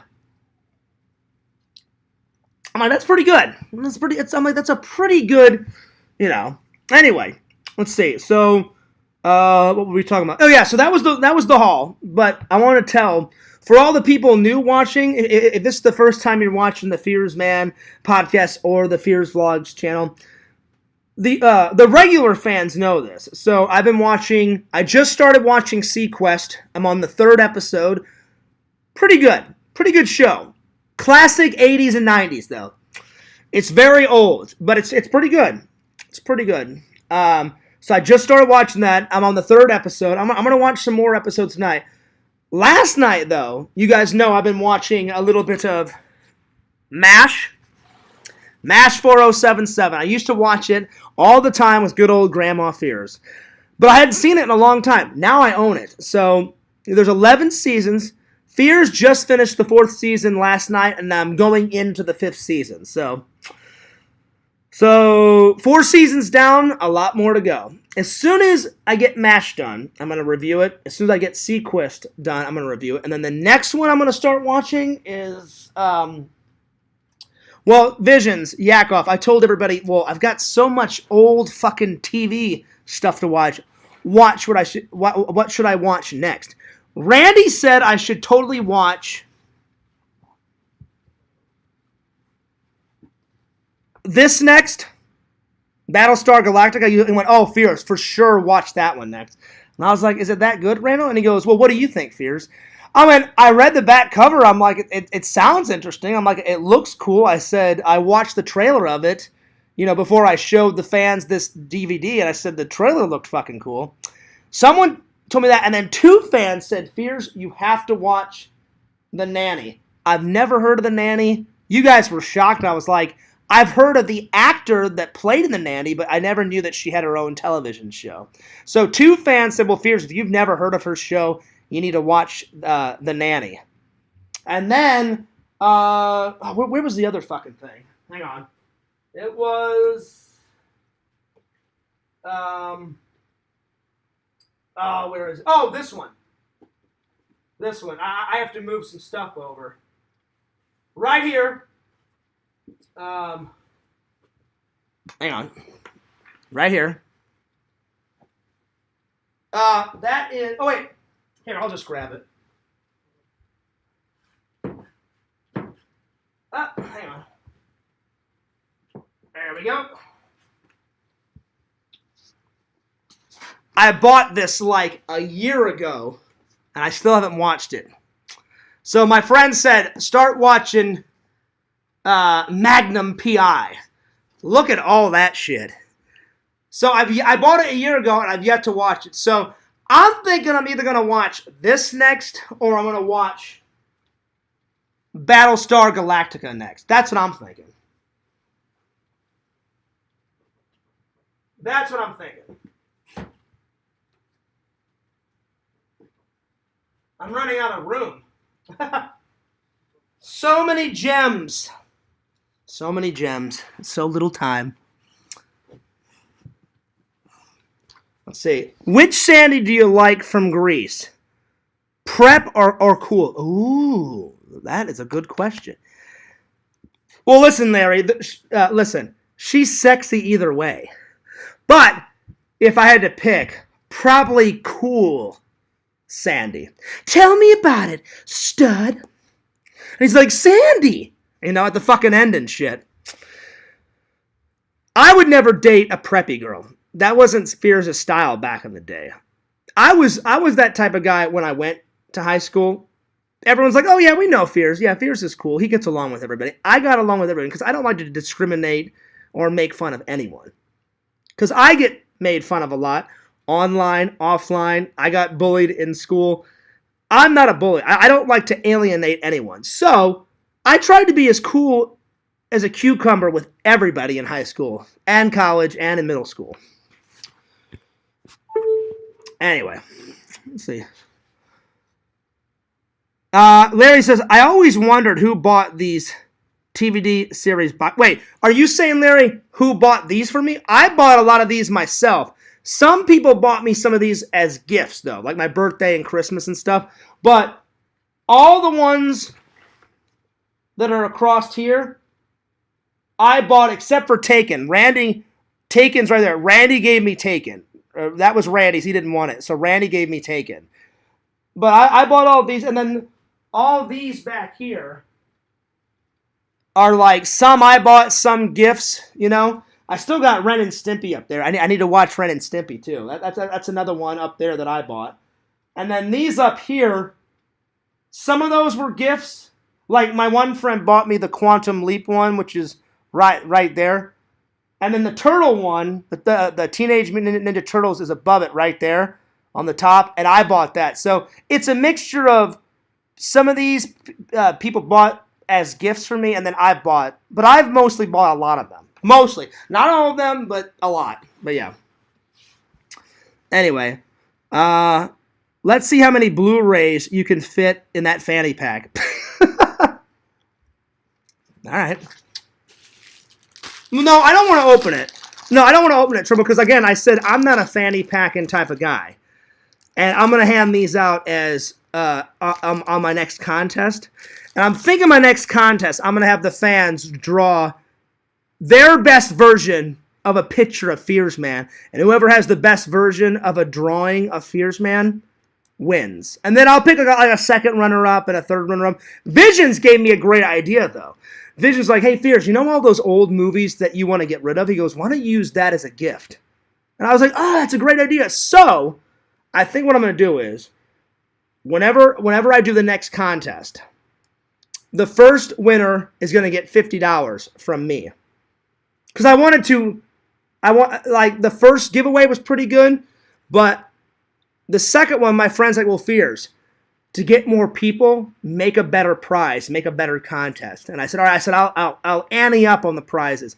So I think whenever I do this contest, I'll make a big video about it. I'll make a big announcement. But I'm thinking whoever draws the best picture of Fierce Man, the first runner-up is going to win $50 from me. The second one is going to get all those movies that Visions was telling about. And then the third one, I'll give these out, maybe like a $10 gift card to like the BK Lounge or something. So, I don't want to open this up just yet if I'm handing them out to fans. So, yeah. So, I think that's what I'm going to do, buddy. But again, I'll let you guys know when the contest is. I haven't decided when. I think I'm going to open up the P.O. box first, and then after the P.O. box is open, then you guys could just mail in your entries in the P.O. box. I think that's what I'm going to do. So yeah, so once that's up and running, then we'll be in business. Then we'll be in business. All right. So yeah. You could start your own Blockbuster store with all the movies you have. I know, I've got a shitload of movies. It's insane. Let's see. I wish I could enter your contest, but I suck at drawing. Well, listen, Larry, you could still enter.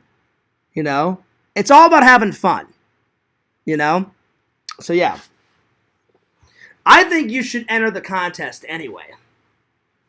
Anyway, I hope you guys are enjoying the stream. It's 9:50 at night. It's a rainy night, but we're all having fun. Fierce has got his coffee in my ultimate nerd mug. You know. Visions, I would use the Fierce Vlogs one, but I just used that yesterday, so it's in the dishwasher. I had to rearrange the mugs in my closet. I mean, not my closet, in my on the shelf, because I don't want another one to break. I opened the fucking cupboard door. My Michael Myers one flew out, almost hit me in the face. I tried to grab it. The fucking mug slipped through Fierce's fingers and hit the ground. And then that was the end of the Michael Myers mug. No! It sucked. So I don't want that happening to the Fierce Man 26 mug. I don't want that happening to the Fierce Vlogs mug. I especially don't want it for it to happen, Visions, on those two mugs. But I also don't want it to happen on the mug you gave me, the free one, the No Sleep mug. Because those three are like my favorite mugs. It would go, I kid you not, it would go probably my top 5 favorite mugs that I have. Beyond belief. It would go Fierce Man 26 mug first, then Fierce Vlogs, then the No Sleep mug that you gave me, Visions. The fourth one, probably the one that I bought in England of the, oh, hang on. Let me just take you guys over there. I'll just show you guys. So I rearranged the mug so it'll never happen. So up here, that's where I have all the Fierce Vlogs mugs and all that, because it was getting too crowded in there. So the Fierce Vlogs mug is my favorite one. I'm sorry, the Fierce Man 26 one. Then the Fierce Vlogs. Then the No Sleep. That's my third one. And then probably my fourth favorite is probably the Randy mug. And then my fifth favorite, probably this Darth Vader one that I recently got. The Darth Vader one is fucking amazing. Amazing. So yeah. But hey, check it out, Visions. I put... These are going to go on the wall, but I haven't hung them up yet. But I finally got the meme pictures in frames. So check it out. We got Indiana Fears in a frame. And then we got me and Randall as Spock and Captain Kirk. How fucking great is that? These two memes were invented by Lord Visions. So I got them. I got them in the frame. How fucking cool is that, Visions? How fucking cool is that? Also, I want to show you guys something really cool. You guys know I made a little tribute. For my dad. I think anyone would do this for their dad if they passed away. I've added some more cool stuff. I want to show you guys. So, I really hope the trolls won't do anything, and I hope they'll respect my dad, because you guys know how much I love my dad. I hope they don't like take a snapshot or make fun of this. It's very important to me. By the side of my bed, I made a little, not shrine, like a little tribute to my dad. And I just hope they respect it and don't do anything, because, listen, you don't fuck with people's dead family members. You know what I'm saying? So check this out. How cool is this? Check this out. So my dad loved Fears Man. He thought Fears Man was so cool. So I put Fears Man in a frame, so he's always by my dad. My dad loved Enzo, so I got a bigger picture of Enzo and put him there. Then that's my dad's card from his funeral. And then that's my favorite photo of my mom and my dad. My dad took that photo. My dad and my mom were on vacation in England, and I guess that was my dad's first attempt at like a selfie. Because my dad's kind of old school. I was like, my dad taking a picture, like a selfie? And I remember when my dad showed me that photo, he's like, yeah, he goes, son, that was kind of my first attempt at a selfie. And I was like, that's not too bad, Dad. But I said, Dad, you're not the selfie-taking type of guy. And then he goes, I know. He goes, how did I do? And I was like, not bad. But I started to kind of laugh. And I said, but Dad, I said, I'm not laughing at your photo. I said, I'm laughing that you love photography. And I said, I just don't see you as a selfie type of guy. He's like, well, I'm trying to get with the times. And I went, that's pretty good, Dad. So I added, this is my favorite photo of my mom and my dad. And my dad did a pretty good job with this selfie. It wasn't too bad. And then he loved Enzo so much. So I took this picture a year ago. Not a year ago. 2 years ago, before my dad got really sick. I took it in 2021. That was the nice trip when my dad was still kind of healthy. My dad didn't get really bad until 2022. And then I went, for his funeral and all that. But this is one of my dad's favorite photos of Enzo. It's like a zoomed up picture. Enzo looks so cute in that photo. So I was like, well, I got to put his favorite photo of Enzo by him. So I put that there. I just need to get... Oh, shit, I'm dropping things. Hang on.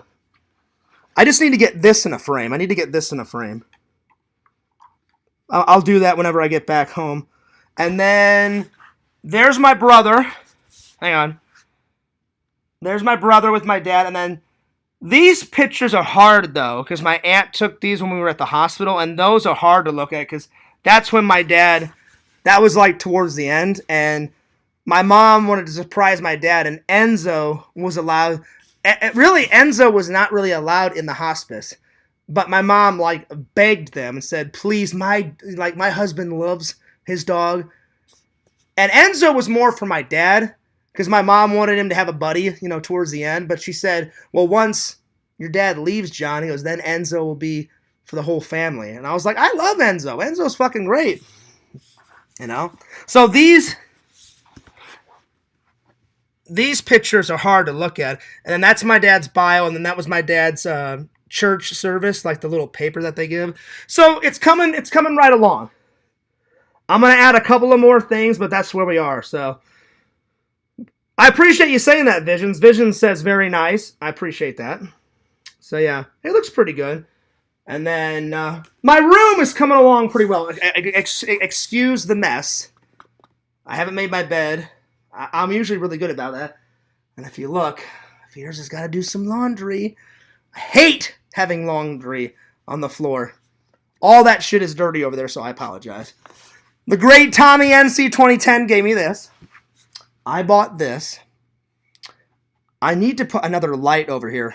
There's only 2 lights in my room. Oh, well, technically 3 if you count the closet light, but there's this light, and then there's that light over there. So, and now over here, I don't know if you guys saw, but I want to show you guys this. This is pretty fucking cool. Give me a second here. So, you have the 2 most important books in Fears' life. You have the Holy Bible, and then you've got Fears' movie Bible, the Ghostbuster script. I consider these both the Bible. This is the Holy Bible. This is the holy movie god's Bible.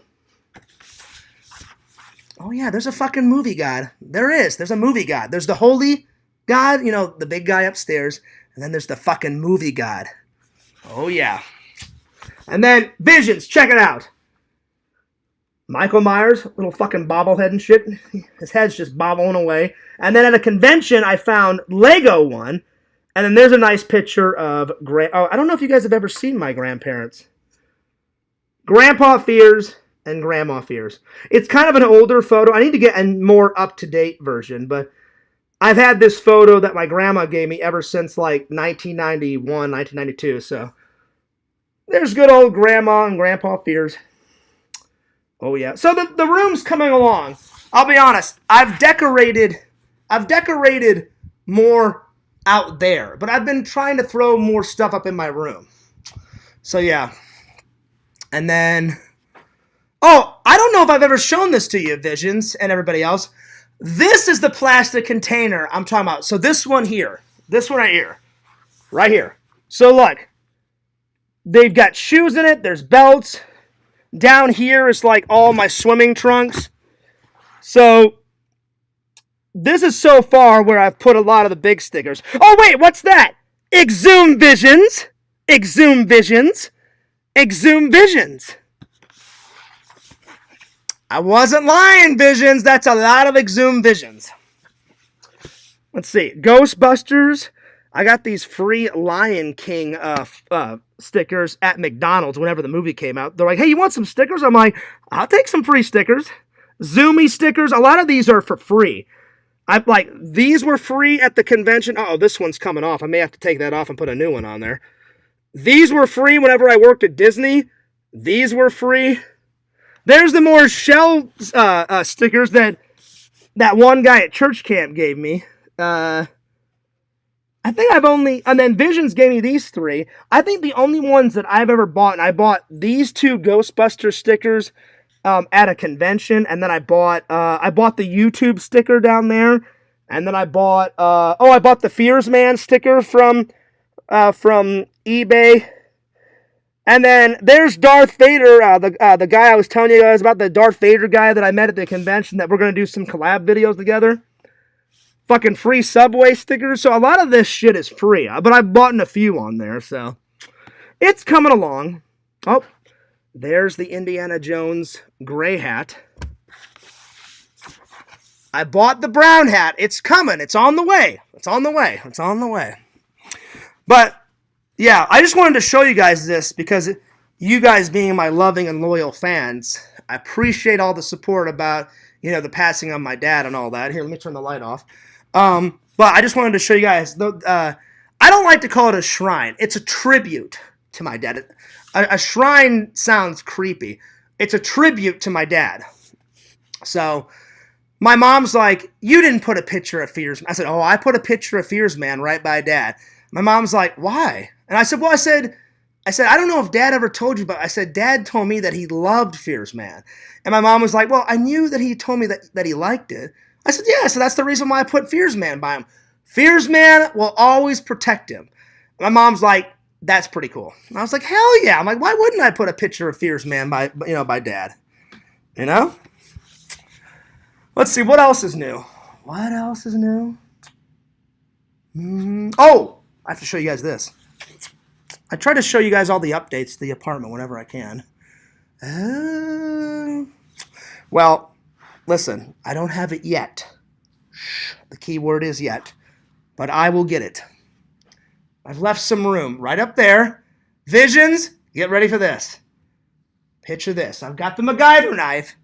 I've got the Kano knife from Mortal Kombat. What do you think? What knife is coming next? Oh, shit. Not just one Rambo knife. All of the Rambo knives. All 5 of them. At some point. I don't know when. Because that's going to be a good chunk of change getting all 5 of the Rambo knives. But they must go up there.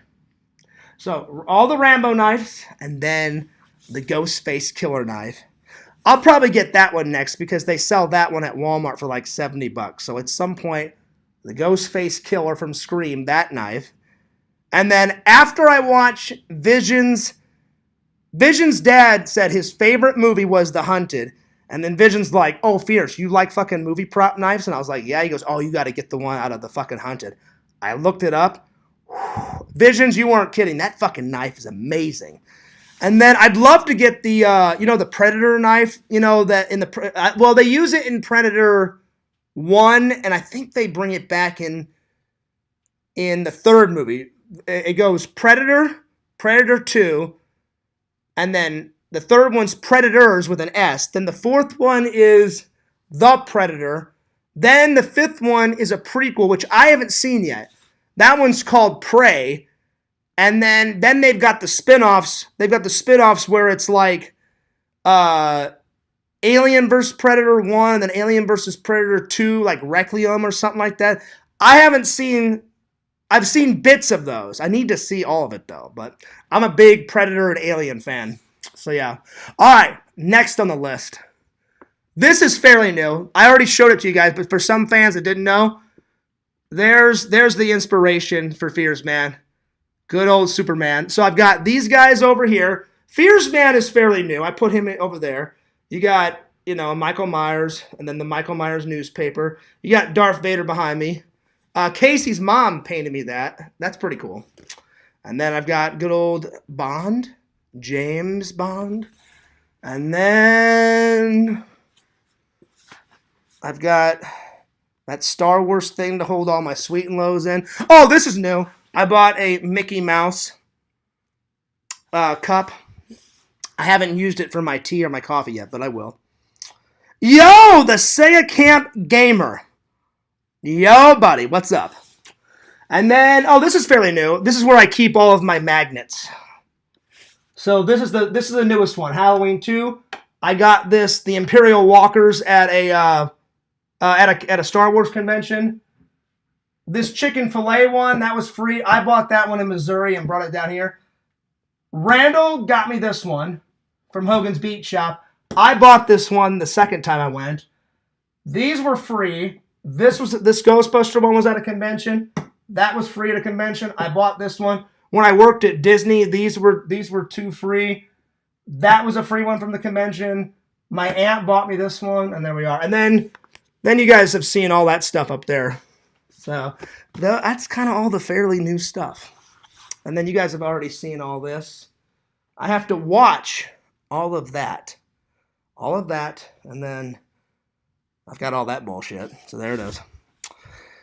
So yeah, a few things. I hope you guys liked the stuff that I added to my dad's little centerpiece, my dad's tribute. I think it looks really good. I'm not finished with it yet. I'm going to add a couple more pictures and stuff that my dad liked, but it's a work in progress. I think it's coming along quite well. All right. Oh, what's up? What's up, Pretend Stories? He says, updated home tour, nice. I'm trying to make it as homey as possible. Until Fears buys a bigger apartment or a condo or a house, I'm trying to make it as homey as possible. One of these days, I'm going to go to Home Depot or Sam's Club or Costco and actually get rid of these fucking folding chairs and get an actual, proper, table with chairs, But yeah. I hardly ever use that, though, I either sit over here on one of these and eat up there, or I sit right here and put my food, on the coffee table and watch television. But whenever I have company or whenever Sam comes in, we eat over there. Or sometime, once in a blue moon, I'll do a live stream over there, or I'll eat dinner over there. Very seldom do I actually use that, but I use it every once in a while. I need to plug in my computer because it's getting low. Give me 1 second. Anyway. And it's getting hot in here, so let me turn up my fan a little bit. Give me 1 second.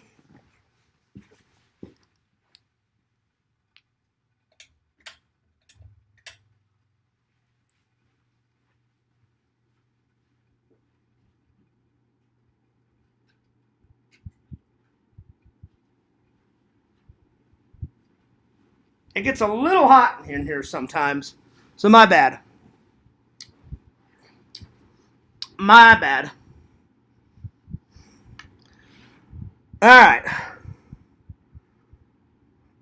Larry says, cool collage of your family pics.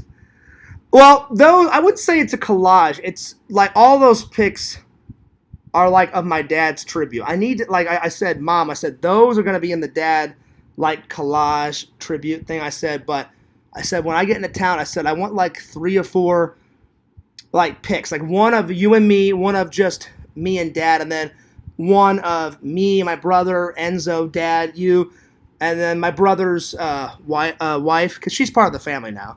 And my mom was like, oh, that's cool. She's like, you should frame it. I said, yeah. I said, when I come into town, I said, I need one of those. I said, I'll put 1 or 2 on the wall in my room. I said, then I'll put 1 or 2 like out here, like in the family room. And she goes, oh, I think that's a good idea. And I said, yeah. I said, it's a really good idea, you know? So, yeah. So, yeah. Larry says, can we get a black light on those bed sheets? Listen, Larry, it's dry. You would not see any liquids on those sheets because guess why? Why? Spheres hasn't had a lady in 4 years. 4 years. I'm ready for the dry spell to be over. So, yeah. Anyway. It'll happen. It'll happen. Listen, whenever I bump into Mrs. Fears, it'll happen. Oh, you know what? I think this is a fake. Oh, this is a fake Sega Camp Gamer. This is a fake. Well, I'm getting rid of the fake Sega Camp Gamer because Sega is my buddy, my friend, and anyone that makes a fake of the Sega Camp Gamer, that's not okay. That's not all right. How dare he? How dare they make a fake of the legend Sega Camp Gamer? There it is. Visions, I really appreciate you saying, very nice on my dad's tribute thing. That meant a lot, buddy. I've been working hard on it. I really have. It's, I've been thinking of more photos. I've been thinking more. I do need to get a frame for my dad's little, those little cards whenever you go to someone's funeral. I don't want that to get bent because sometimes when it gets hot and I turn on the fan, I wake up in the morning and then that's, because of the fan, that card is on the floor, so I need to get it in a frame so that doesn't happen anymore. So whenever I get some more time, I'm going to go get another frame for that. So, yeah. Anyway, I got church tomorrow, so I think we should mosey on with the stream because I can't make it too late because I definitely want to watch this tonight. And I've almost got a video up and running. Remember that footage that I told you guys that I was cleaning off my hard drive, and I found, I don't know where this is from, but Randall must have, I don't even remember asking Randall, hey Randall, put this footage on my, on my gray hard drive, Visions. I don't know where this footage came from, so either Randall was using my hard drive at one point and said, hey Fears, let me save some footage. So I'm cleaning it off, and he dated this footage. He filmed this back in, 2020, so maybe it was before COVID or after COVID. I have no idea, but he said it was he dated it like Randy short film footage 2020, and I was like, what's this? And I played it the other day, and I was like, I don't ever remember asking Randy to put this on I said, maybe he just put it on there because he wanted me to have this footage. I said, or maybe Randy wanted to save it and he forgot that it was on there. So I saved it, and I've been editing it, and I'm going to turn it into a short film, and I'm going to upload it on FearsMan26. Because when Randy sees it, he's going to be like, oh, shit, Fears. I thought that footage was lost. I thought it was gone, And I'm going to be like, Randy, I'll be honest, I don't remember what this footage is from, but it's hilarious. Randy's going nuts in this footage. You see Randy in the first clip, he walks into his house. Then the next clip is him sitting down, and he goes, yeah, $100,000. Woo! And then you see him take the $100,000. I guess it's like that fake movie prop money that Randy bought.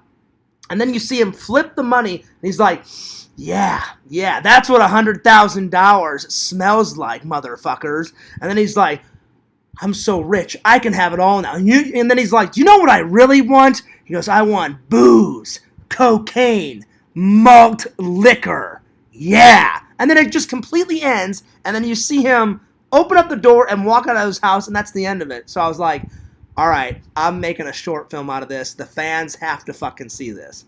But Visions, he goes ballistic. He's, you know what I want? You know what I really want? And he's like, I want cocaine. I want whiskey, malt liquor. And when he said that, the minute he said malt liquor, Visions, the way he did, his eyes get like this big. I'm on the ground. I am fucking losing my shit. But in a good way. I'm on the floor dying of laughter.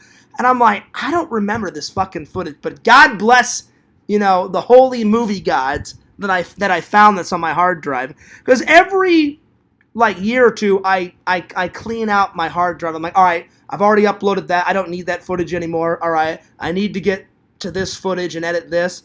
And I was just cleaning off the hard drive. And I was like, what's in this file folder? Randy 2020 footage. So I opened up the file and I'm like, I don't know what the fuck this is. And I started watching them. And I was like, I don't know what the hell this is or why Randy put this on my hard drive.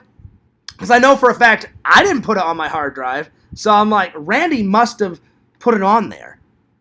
Maybe he put it on there and didn't even tell me about it and wanted me to discover it.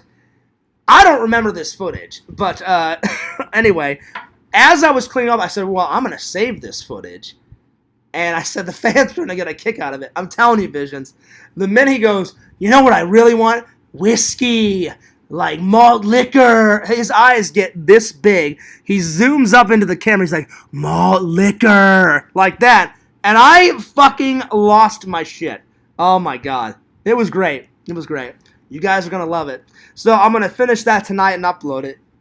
So get ready. It's going to be a quick video. But you guys are going to love it. Oh, my God. You're going to love it. Anyway, Visions, I really appreciate you saying that about my dad's tribute thing. That was really nice of you. That was really nice, buddy. All right. Well, let's continue on. All right. So the second topic, I was trying to pick, since you guys love when I do the top 10, I'm going to try and pick out the top 10 Comic-Con conventions that I've went to. It's going to be hard because I've went to a lot of them. But I'll try and narrow it down to the top 10. Vision says, no prob, Bob. Well, thanks, buddy. I appreciate that. All right, so I'd have to say the first convention that I ever went to is number 1. I'll be honest. Even though me and Jason Cool don't get along anymore, we're trying to. I haven't talked to him in a long time. And he said, Fears, when I'm ready to talk to you and squash this, we will. And I went, all right, fair enough. So I hope me and Jason can squash it one day and be friends again. But if it wouldn't have been for Jason, I never would have probably went to Comic-Con. So that's why I'm going to pick the Phoenix Comic-Con 2010. That was my very first convention that I ever went to. I've told you guys that story. Jason was like, Fears, he goes, have you ever heard of Comic-Con? And I was like, what the hell is that? And he goes, Fears, you're kidding me, right? I went, no, I'm not kidding you. I'm like, I have no idea what the hell you're on about. He goes, Fears, you've never heard of Comic-Con. I had no idea what he was on about. I said, no. I said, what is it? And he goes, I can't believe you've never heard of this, Fears. I said, I've never heard of it. I said, what is it? I said, maybe they don't do that in Missouri. He goes, Fears, it's Comic-Con. They do it everywhere. He goes, it's all over the world. And I went, okay. I'm like, well, what is it? And he goes, it's a place where you can check out comic books, movies, television, meet actors. They have tons of tables and booths. Tons of nerd shit is everywhere. And I went, really? And he goes, Fears, there's one coming up, Phoenix Comic-Con 2010. You need to go to it. I went, all right. I'm like, give me the website, buddy. This was back in 2010. I check out the website. I'm like, oh, this thing looks fucking epic. I'm like, I'm going. So I would say that's number 1. Number 2, Visions, everybody else, I've told you what the next one is. That Halloween convention. That's the biggest and longest convention I've ever went to. So that would be number 2. Definitely number 2. It's the Trans World Halloween and Attractions Midwest Convention. That thing has anything and everything to do with Halloween. Visions, you should go to that yourself. You would love it. Or take Mrs. Visions with you. Because I definitely want to go back to that convention. It's 4 long days. It's Thursday. It starts on a Thursday, Friday, Saturday, Sunday. And then Monday morning, it ends at around 10 or 11. So it's 4.5 days. Because it's not really 5. Because they end it on a Monday at around 11 o'clock in the morning. So you have 2 or 3 extra hours on Monday. But on Monday is when they start breaking it down. But Sunday night, some people already like start to break their booth down. But it was 4.5 long days, and it is the best. I mean, they had everything. They had haunted houses there. They had escape rooms. They had celebrity actors from like horror movies there.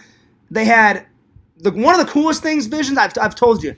They had horror movie brand coffee. It was like have a cup of Joe coffee with Camp Crystal Lake coffee. I was like, oh, this is fucking hilarious. And then it was like, instead of Michael Myers, it was like Michael Coffee Bean. And I'm like, Michael fucking Coffee Bean, are you shitting me right now? I didn't buy any coffee. I wish I would have. Anyway. And then my friend owned a booth, and you've seen it, Visions. Remember the popcorn movie prop thing that I bought? It's fake popcorn in a tall, you know, like when you go to a carnival or like a movie theater, they've got that tall, you know, thing of like popcorn, and it's red and white, and it says popcorn on the side. Well, he took it, filled it with like fake popcorn, and then he put like an eyeball and like a heart in it, and he goes, Fierce, he goes, you have to have this in your collection. I go, what is it? He goes, well, it's a horror movie prop that I made.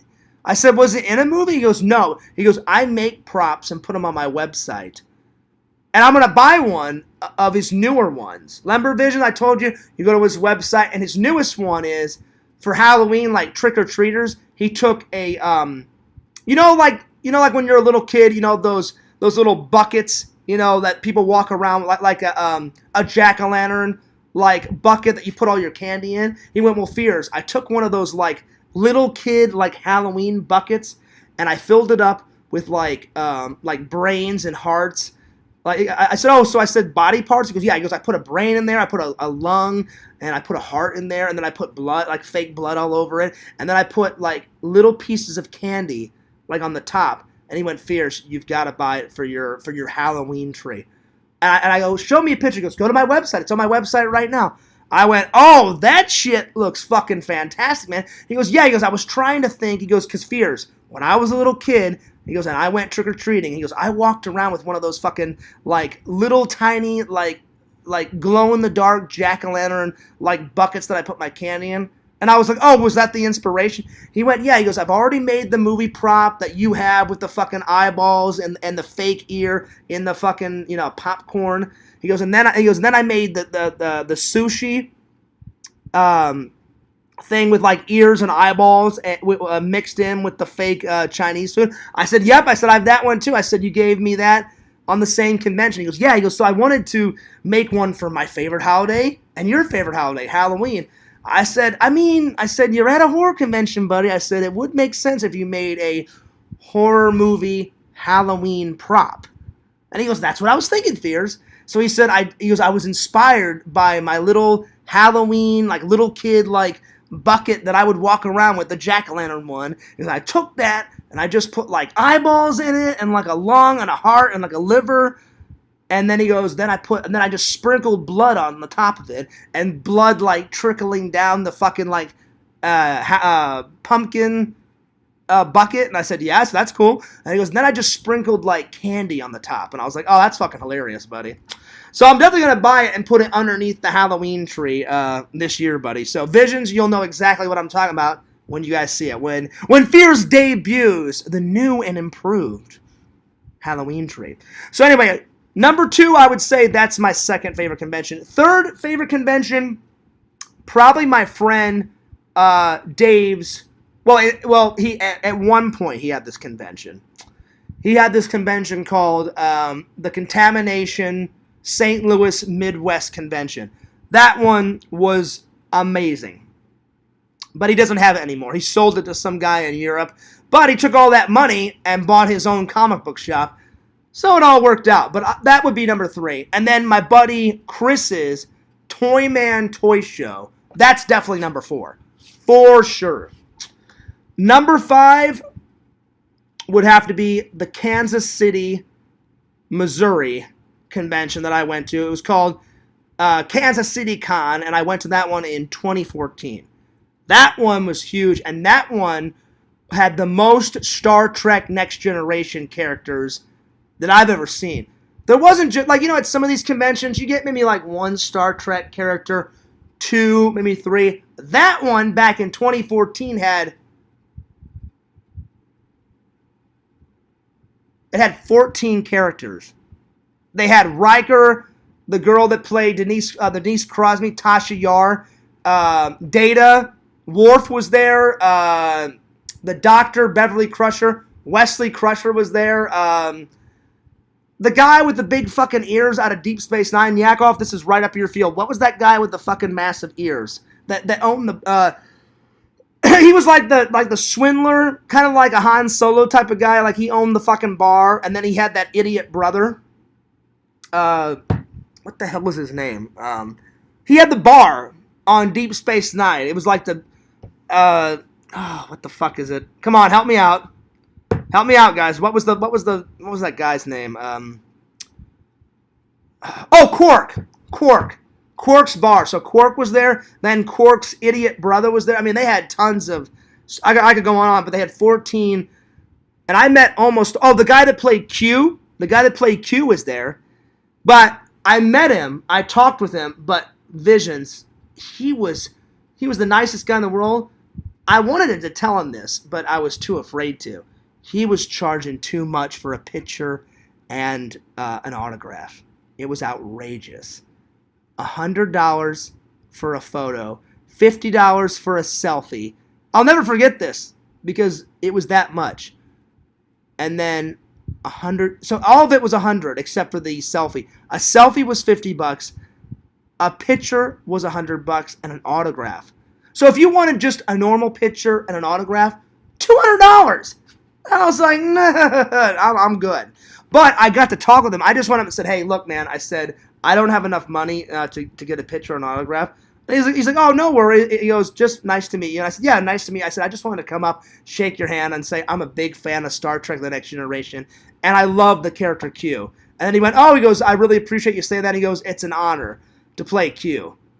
And I said, do you think you'll ever play Q? Because this was before Star Trek Picard came out. Because he came back for Star Trek Picard. And he goes, you know what? He goes, I can't answer that now because they haven't, the Star Trek people haven't asked me to play him in quite a long time. Because this was back. Answer it this way. He goes, if they ever asked me to play the character again, he goes, I would be overjoyed and excited to get back to work and create more memories of that character and build that character more up. I said, I love Q. I said, I think that character's fantastic.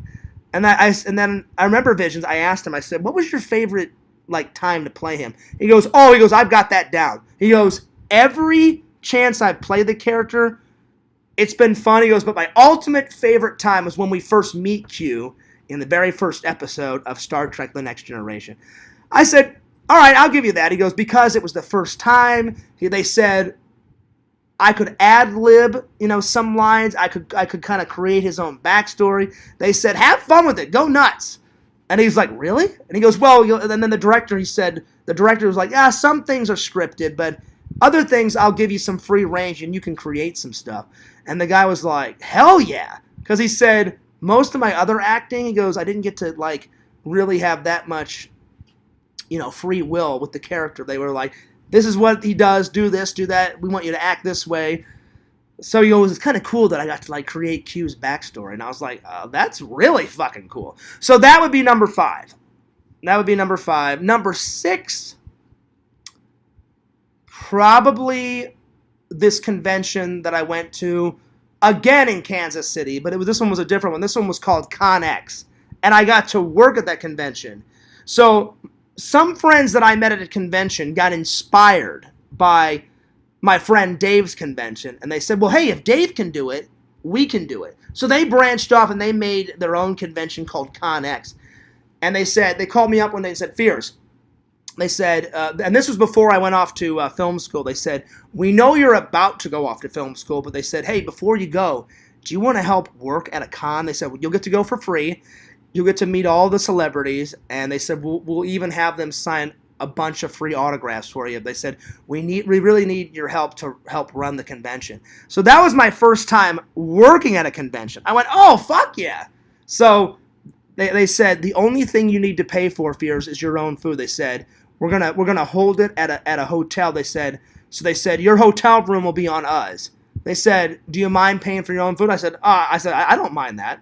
I said, if you're getting me free autographs and free pictures with the celebs, and I get to meet all the celebs, and I get to work the convention, and I get a free hotel room, I'm in.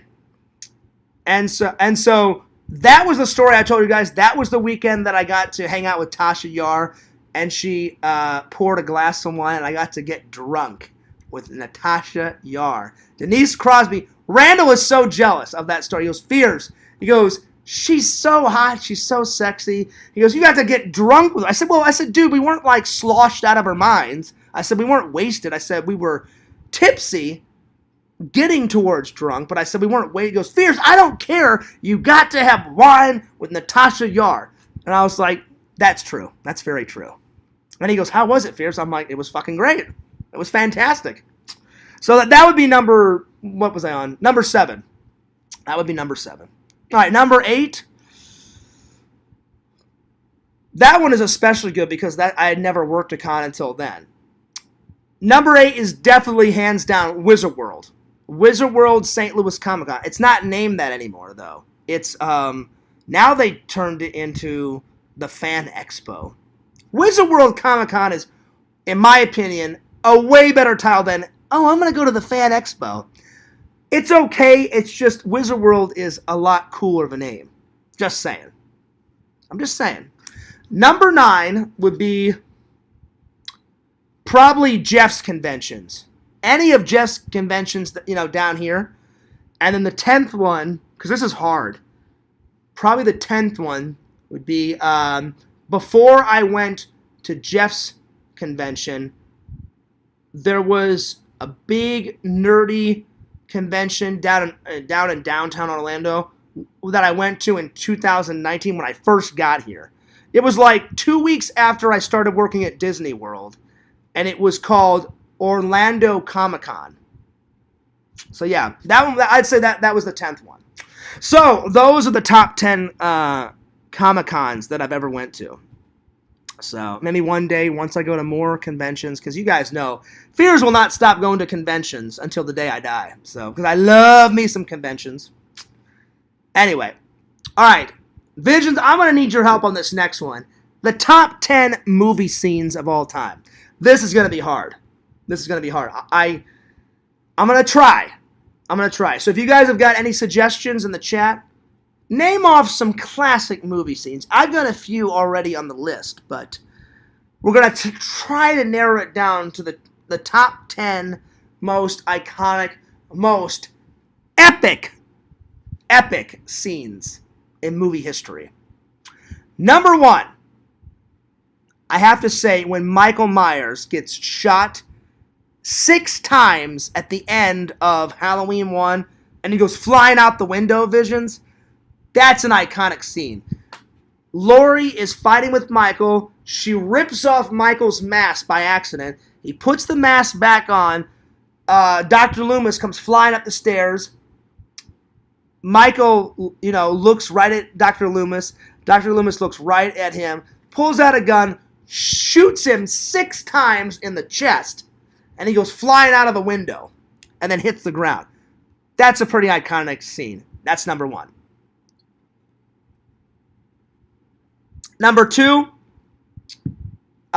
definitely when, the classic scene out of The Wizard of Oz. We're off to see the wizard, the wonderful Wizard of Oz. Them singing the iconic melody, tiptoeing down the yellow brick road. All 4 of them. The Tin Man, the Scarecrow, Dorothy, and the Lion. That's an iconic scene. So that's number 2. Number 3, the classic scene out of Singing in the Rain, where he's falling in love with that girl, she goes inside, and he's just so overjoyed that he's met the love of his life, and he just starts singing, and he closes his umbrella, and he's like, I'm singing in the rain, just singing in the rain, what a glorious feeling, Fears can't sing worth a shit. So I would say that's number 3. That's number 3. Vision says, oh man, top 10 movie scenes. That's going to be tough, right? That's going to be tough. Well, so far, Visions, I've got 3. So I'll recap. I'm gonna try. So Visions, this is what I got so far. So Visions, everybody else in the chat, feel free to name some iconic scenes in movies. This is what I got so far, Visions.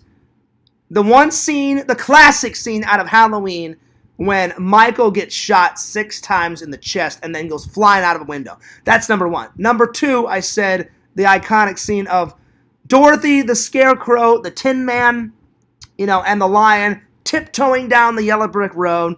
We're off to see the wizard. That's a pretty iconic scene. Then I said the third one where the guy falls in love with the girl, and Singing in the Rain, and he's so overjoyed that he's in love, and he's like, I've met the best woman of my life. I can't wait to ask her to marry me. And he just gets so overwhelmed with like joy and happiness, he just starts singing in the rain, So, that's what I got, those 3 so far. So, if anyone's got some iconic scenes, let me know, because this is going to be hard. Number 4. Definitely, I love the Indiana Jones series, but, oh God, it's going to be so hard. I would say the minecart chase out of Temple of Doom. That's a pretty iconic. That's got to be number 4. Number 5, definitely out of Back to the Future, Visions. When Marty first sees the DeLorean time machine, and he goes to Doc Brown, he's like, you got that hooked up to the remote? And then he's like, watch this. And you see the DeLorean travel through time for the very first time. And then he goes, when this baby hits 88 miles per hour, you're going to see some serious shit. I would say that. And that's number 5. That's number 5. Oh, that's a good one. That's a really good one. Yeah, I got to add that one. Visions, I love that Christmas movie, by the way. It's a Wonderful Life, where he's like, look, Daddy, every time a bell rings, an angel gets his wings. And he's like, that's right. That's right. And it's all black and white. That's a great Christmas movie, buddy. I'm surprised you liked that Christmas movie, Visions, because you said you and your girlfriend and your family, you said you're not really, you said you're not like a really religious guy, and Christmas is a big religious holiday, so I didn't know that you liked Christmas movies. That's cool. That's cool. That's cool. Well, listen, that's got to be number 6. That's a pretty iconic scene out of a Christmas movie. I'll add that one. I didn't think of that one. That one's pretty good. That's good, buddy. All right. Definitely number 7, I think. It would be sacrilegious of me not to mention Ghostbusters. The iconic scene where Ray Stantz is like, no, it can't be, and then Peter Bateman's like, what is it, and then like you hear Winston go, what did you do, Ray? Oh shit, and then you just see the Stay Puft Marshmallow Man's head walk through a couple of like buildings, and then right there, right down Manhattan Drive, you see the Stay Puft Marshmallow Man walk through the city, and then it zooms up on Ray's face, and he goes, "It's the Stay Puft Marshmallow Man." So that's definitely number 7. That is definitely number 7. Let's see. Vision says, "I'm not a deformed superhero either, but I like the toxic man." No, I meant I didn't know that you would like Christmas movies though, Visions. Because you said you're not big into Christmas, and I just didn't think you would like Christmas movies. But that's cool that you can enjoy Christmas movies even though you're not religious. That's what I meant by that. I didn't mean any disrespect. I just went, well, everyone's entitled to their opinion. I said, I'm a Christian. You guys know I'm a big Christian. But whenever we first became friends, Visions, you said, "Oh, Fears, I'm not really into religion. That's just not my thing." And I totally respected you. I said, because I never forced my religion. You know how, like, I'm not saying which religion. Some religions force their religion on people. Like, oh, what? You're not religious? Oh, you totally need to join. You totally need to join. I encourage people to join, but I'm not going to force feed my religion on someone. That's what I meant by that, I was like, oh, okay, Visions isn't into religion, but I totally respect you as a person. I'm like, that's fine. That's what I meant by that. But that's cool. I'm glad that you like those Christmas movies. Was that like your favorite Christmas movie? I would say my 3 top favorite Christmas movies. My 3 top favorite Christmas movies of all time, Visions. It's a Wonderful Life. Any version of A Christmas Carol. There's so many versions. I love the Christmas Carol story about Ebenezer Scrooge and how he's like kind of an asshole, and then he turns like, he turns the other cheek and he turns into a good guy. I love that story. And then I love Christmas Vacation with Clark motherfucking Griswold. Yeah, buddy. I love that. I've watched Christmas Vacation every single Christmas ever since I was like 5 or 6. Okay, that's good, Visions. He says, no worries, I'm not upset. Yeah, I wasn't trying to offend you. But I was just kind of shocked. I was like, Visions likes Christmas movies? I'm like, okay, that's cool. I'm like, I'll be honest, I didn't think you would because I was like, oh, well, he's not religious. So, but yeah, that's cool, though. Oh, come on, Yakov. He's not upset. He's not upset. But anyway, all right, so that was number 7. That was number 7, the Stay Puft Marshmallow Man scene. All right, number 8. If you guys have got any suggestions, let me know. Probably, Jaws. Probably whenever the guy's like, smile, you son of a bitch, he shoots the tank and blows the shit out of... He doesn't blow up Jaws entirely, he just blows Jaws' head off and kills him. So that would be number 8. That would be number 8 for sure, And then that's a good one, Visions. That's definitely an iconic scene. He's like Obi-Wan never told you what happened to your father, and then like Luke's like, he told me enough, and he's like, he told me you killed him. He's like, no, I am your father. He's like, no, that's not true. That's impossible.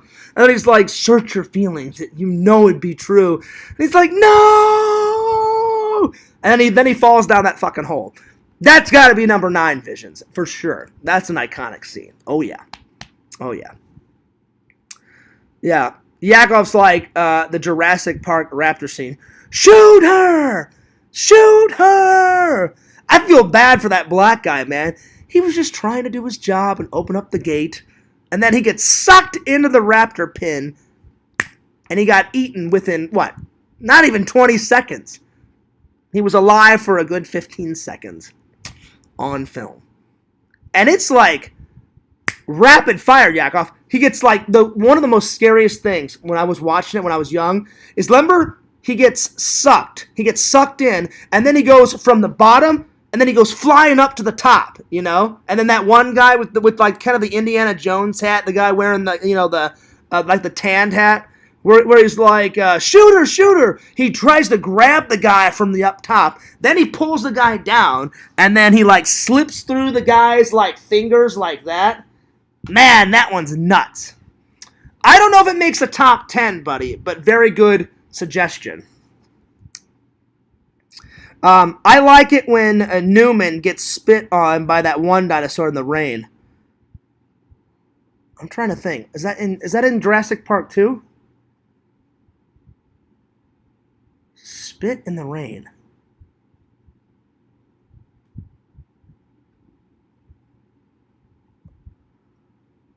I'm trying to think.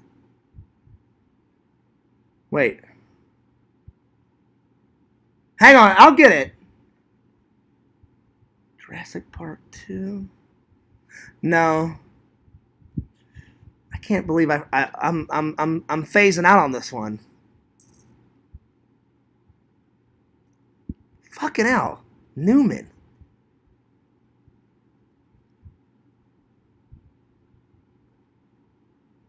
Oh, wait. Visions gave me a clue. Or maybe it's just the wet seed, but he dropped. Oh, the shaving cream guy. That's right. That's in number 1. I know what you're talking about. It's Dennis Newman. And then I know it now. I know it now, Visions. Yeah, I know it. I know it now. I got it. I don't know. I had a brain fart for a second. I was like, Newman. I didn't even know that Dennis guy, because they never say his last name. That's what was messing me up, Visions, because in the movie they never say his last name, or if they did, I never heard of it. They always say Dennis. Like Lemondy's like, Dennis, your lives are not in. He goes, our lives are in your hands, and you have butterfingers, and he's like, ha ha ha ha. I'm so unappreciated in my time. He's like, you could run this whole park with minimal staff up to 3 days. You think that automation is cheap? are free, are cheap, you know? So that's what was getting me mixed up, Visions. I never knew that his last name in the film was Newman. But no, that scene's great. He's like, man, I should have been there by now. And then it's raining, and then he slides off the fucking road. And then he lands on the top of that, like, that waterfall, like, going down. And then he gets out and he looks and he's like, oh, there's the road. And then he grabs that thing. He's like, well, I'll hook this up and then I'll drive down the waterfall. I don't understand why he couldn't just back up. Oh, no, I know why. Because his tire got stuck on that log. That's right. That's right. And then that I'm sorry, not that raptor. The one that has the wings that fly up, which, by the way, that's a made-up dinosaur. Whenever you get, like, the bonus features Visions, Steven Spielberg said, I needed something that would spit acid, like black acid. So he's like, I pretty much just made up a dinosaur. He goes, no dinosaur ever had wings that, like, flew up like that. He said, but I knew it would be terrifying. He goes, I knew that I wanted that fucking dinosaur. When he closes the door, that the dinosaur would already be in there. The wings fly up, and then he kind of like has his eyes shut. He opens them up. It's right there. He goes, then I wanted to like get like cut to the shot of like the Jeep all bouncing back and forth, and then pretty much that dinosaur eating fucking Newman. And I was like, oh, that's fucking cool. Yeah, so he hits his head. He falls down, the fucking shaving cream can like flies out of his jacket pocket or whatever. Flies down the fucking waterfall. So already he was fucked. But then he thought he still had it on him, and then he gets back in, and then the fucking... Oh, wait. I think I'm saying out of a scene, but at some point he's trying to get back into the fucking car, and the thing spits acid into his face and like pretty much burns his eyeballs out. So, yeah. Good scene, buddy. Good scene. It is a good scene. Yeah, exactly, Yakov. He gets blinded. Well, he gets blinded for a second, because remember he falls down the waterfall, and then he like... Once he gets it out of his fucking eyes, then he can see, because when he got back in the car, he had his eyes shut, and then when he hears, like, the wings come up, that's when he opens his eyes, and the fucking dinosaur is, like, 2 inches from his face. And I remember watching it, like, when I was, like, 9 or 10, I'm like, oh, you are so fucked now, buddy. I'm like, that thing is gonna eat you in 2 seconds! Oh, yeah. Let's see. That's right, Yakov. That was another thing that was messing me up. Yeah. Visions, I forgot. His name in Seinfeld is Newman. See, I was getting tongue-tied. I'm so sorry. Newman is his name in Seinfeld. Again, I haven't seen Seinfeld in ages.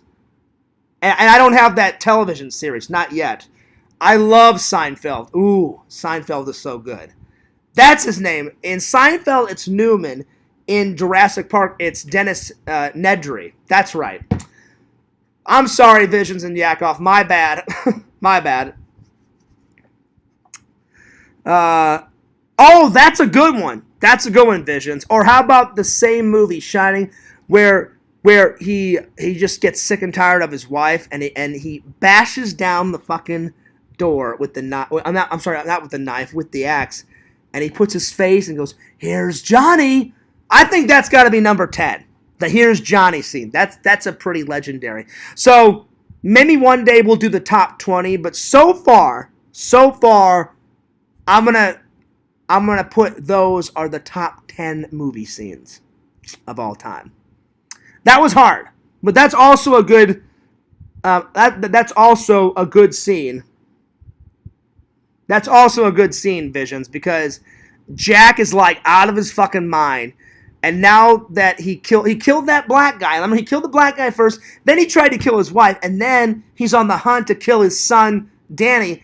And I'm like, you got to be really fucked up to kill a little kid. Like, Danny in that movie is like, what, 6, 7? And it's his son, and he's trying to kill Danny, and he's chasing him through the maze. That's pretty fucked. It's a good movie, but I was like, you got to be out of your fucking mind. Trying to kill your wife. You already killed a black guy. Now you're trying to kill your wife and your son. How fucked is your mind? You know what I'm saying? That's a pretty epic scene, though. That's good. Vision says, so many good scenes. Gimme the Bat was... Gimme the Bat was insane. Yeah. Because he gets 2 inches from her, and then she's like, stay away, stay away. And then he gets too close, and then she whacks him across the head. Remember Visions? Then he goes flying down the stairs. And I'm like, I bet you that really hurt. You get hit in the head with a bat. Then you go flying down some stairs. And then another good scene is where he's locked in the pantry and he hears that guy and he's like, I don't think you've took care of this situation at all. I forgot his name. What's his name in the, he goes, Mr. Whoever. And then he goes, I think your wife has it under control. And then he's like, for the moment, Mr. Gravy, only for the moment. Give me another chance. And then randomly, out of nowhere, you just hear like the pantry door unlock. And I'm like, that is so cool, but so fucking creepy. It just randomly unlocks out of fucking nowhere, and you don't even see his hands unlock it. So it's like the ghost of Mr. Grady unlocks the fucking pantry door. And I'm like, oh shit.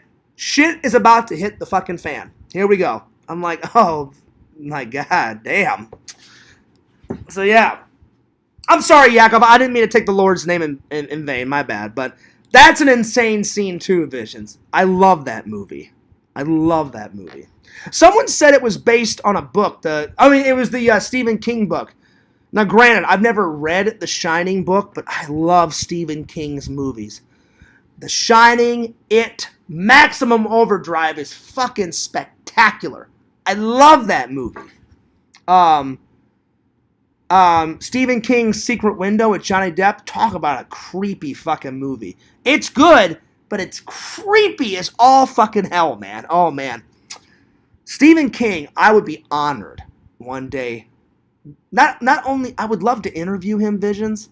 I would die a happy man if I got to have Stephen King on the Fears podcast, interview him, like how I interviewed my friend Steph that played Dorothy, which, by the way, if you guys haven't checked out that interview, that's one of the best interviews I've ever done. Everybody loved it. I cannot wait for Steph to come back, because at the end of it, when we were off camera, I was like, hey, Steph, would you ever want to do a collab video again? Would you ever? She goes, oh, yeah, now that we're friends, Fears. She goes, I'm busy, but she goes, whenever I'm not busy, she goes, I would love to come on. And she goes, you're a good interviewer. She goes, I would love to come back for part 2, because she's like, there's other stuff that I would like to talk about that we never got to. I said, okay. I said, cool. I said, I would love to do a second part of that. I said, because I've got more questions. And then she's like, you should do some more interviews that are really professional like that for the main channel. I said, I do. I said, I want to interview my friend Randall, like, professionally. And I said, Visions, I would love to interview you professionally about your business. You don't have to be on camera. Like, you could come on as just as like your your skull. But I would love to interview you professionally on the main channel at some point, buddy. About your business. I think that would be cool. And then Yakov, I would love to do a professional interview with you about your music. That would be cool. So, those are a couple of some of the next interviews that I would like to do. So maybe Visions, when I get back from my Missouri trip, I would love to interview you, buddy. If you'd be willing to. If you don't want to do that, then I completely understand. But I would love to. I really would. Because I've got some really cool questions about your business. Plus, I admire that you did your own business. I think your business is fucking cool, man. So I would love to do that at some point. Yep. Yakov, I didn't know that until Visions told me. Visions told me about Silver Bullet. I found it, and then Visions like, well, Fierce, that's a Stephen King movie. I was like, is it? And he goes, yeah. And so I didn't know that until on the Blu-ray. After I bought it, Visions told me, like, oh yeah, that's a Stephen King movie. And I guess I was so excited to watch it, Yakov. On the front Blu-ray cover, at the very tip top, it's that tiny, but it says, from a Stephen King novel. And I was like, oh shit, I didn't know that. So yeah, that's another good one too. So yeah, that is a good one. But I had no idea until Visions pointed it out, and then I was like, oh, hilarious, Fears, use your eyes. It's on the Blu-ray cover. I was like, oh, damn, I didn't know that, So yeah, what are some other people that I'd love to interview? So yeah, I would die a happy man if I got to interview Stephen King and have it on the fucking podcast. I don't even care, even if it was like just for two, even if it was just for 2 fucking minutes. To have 2 minutes of an interview with Stephen King, I would die a happy man. I'd love to professionally interview, like, George Lucas for the podcast. Oh, God, that'd be amazing. I would love to interview Steven Spielberg. God, I'd have so many questions. But it literally, yak off Visions, I wouldn't even need like an hour or two like I had with Steph. Steph was gracious and gave me almost 3 hours. But if someone walked up one day and said, all right, Fears, I hope you're prepared. I hope you have like some good questions for Mr. Spielberg. You only get 5 minutes with him. I'd be like, oh, I've got a million questions, but yeah, I'll narrow it down to like 3 or 4 questions. I would not waste that fucking 5 minutes. It'd be like the best fucking 5 minutes of Fears' life. Oh, God, that'd be such an honor. It'd be so good. It would be so good. Oh, anyway. Vision says, I never read a Stephen King book. I should try it, though. Me too. I've seen a lot of Stephen King movies, Visions, but I'm like you. I've never read one of his books. And I bet you his books are fucking amazing. Because the movies that they make from his books are goddamn spectacular. And I love that he does kind of what Alfred Hitchcock does. Alfred Hitchcock would always give himself a tiny little cameo. And I believe every single Stephen King movie, he's had either a big cameo or a tiny cameo. And one of my favorites is from Maximum Overdrive. He's like playing that old guy, so he had prosthetics on his face. He act off and he's wearing the old fucking man glasses. You know, the one in the 80s that clipped onto your normal glasses and then you peeled them up. And he's all like, hey, Sugar Britches, you know, this machine won't give me any money. It just called me an asshole. I was fucking losing my mind. He says to his wife, hey, Sugar Britches. I'm like, oh, it's fucking over with. Sugar Britches. I'm like, nobody says that in real life. Hey, Sugar Britches. That's not sexy at all to call your wife Sugar Britches. I'm like, where the hell is he getting this crap? But God bless him. God bless him. Sugar Britches. I fucking lost it when he said it. I was like, oh, God, here we go. It was good. But yeah, I should read one too, Visions. I'll be honest, I cannot wait to read, where is it? Oh, I left it in my room. You know that magazine that I bought for the plane trip? The Indiana Jones one. That's going to be a good read. It's 95 pages, but I should be able to, like, read that super quick. Because I've got, well, they said on the plane ticket Visions that I bought, it said, if the wind is with us, it'll be 2 hours and 30 minutes from Orlando to St. Louis, Missouri. They said, if the wind is not with us, it's going to be a 3-hour flight, so we'll see. So I told my mom that. I said, Mom, I'm flying at night, so I said, if the wind is with us, I said, I'll get there at 9 o'clock at night. I said, if the wind is not with us, it'll probably be like 10:30.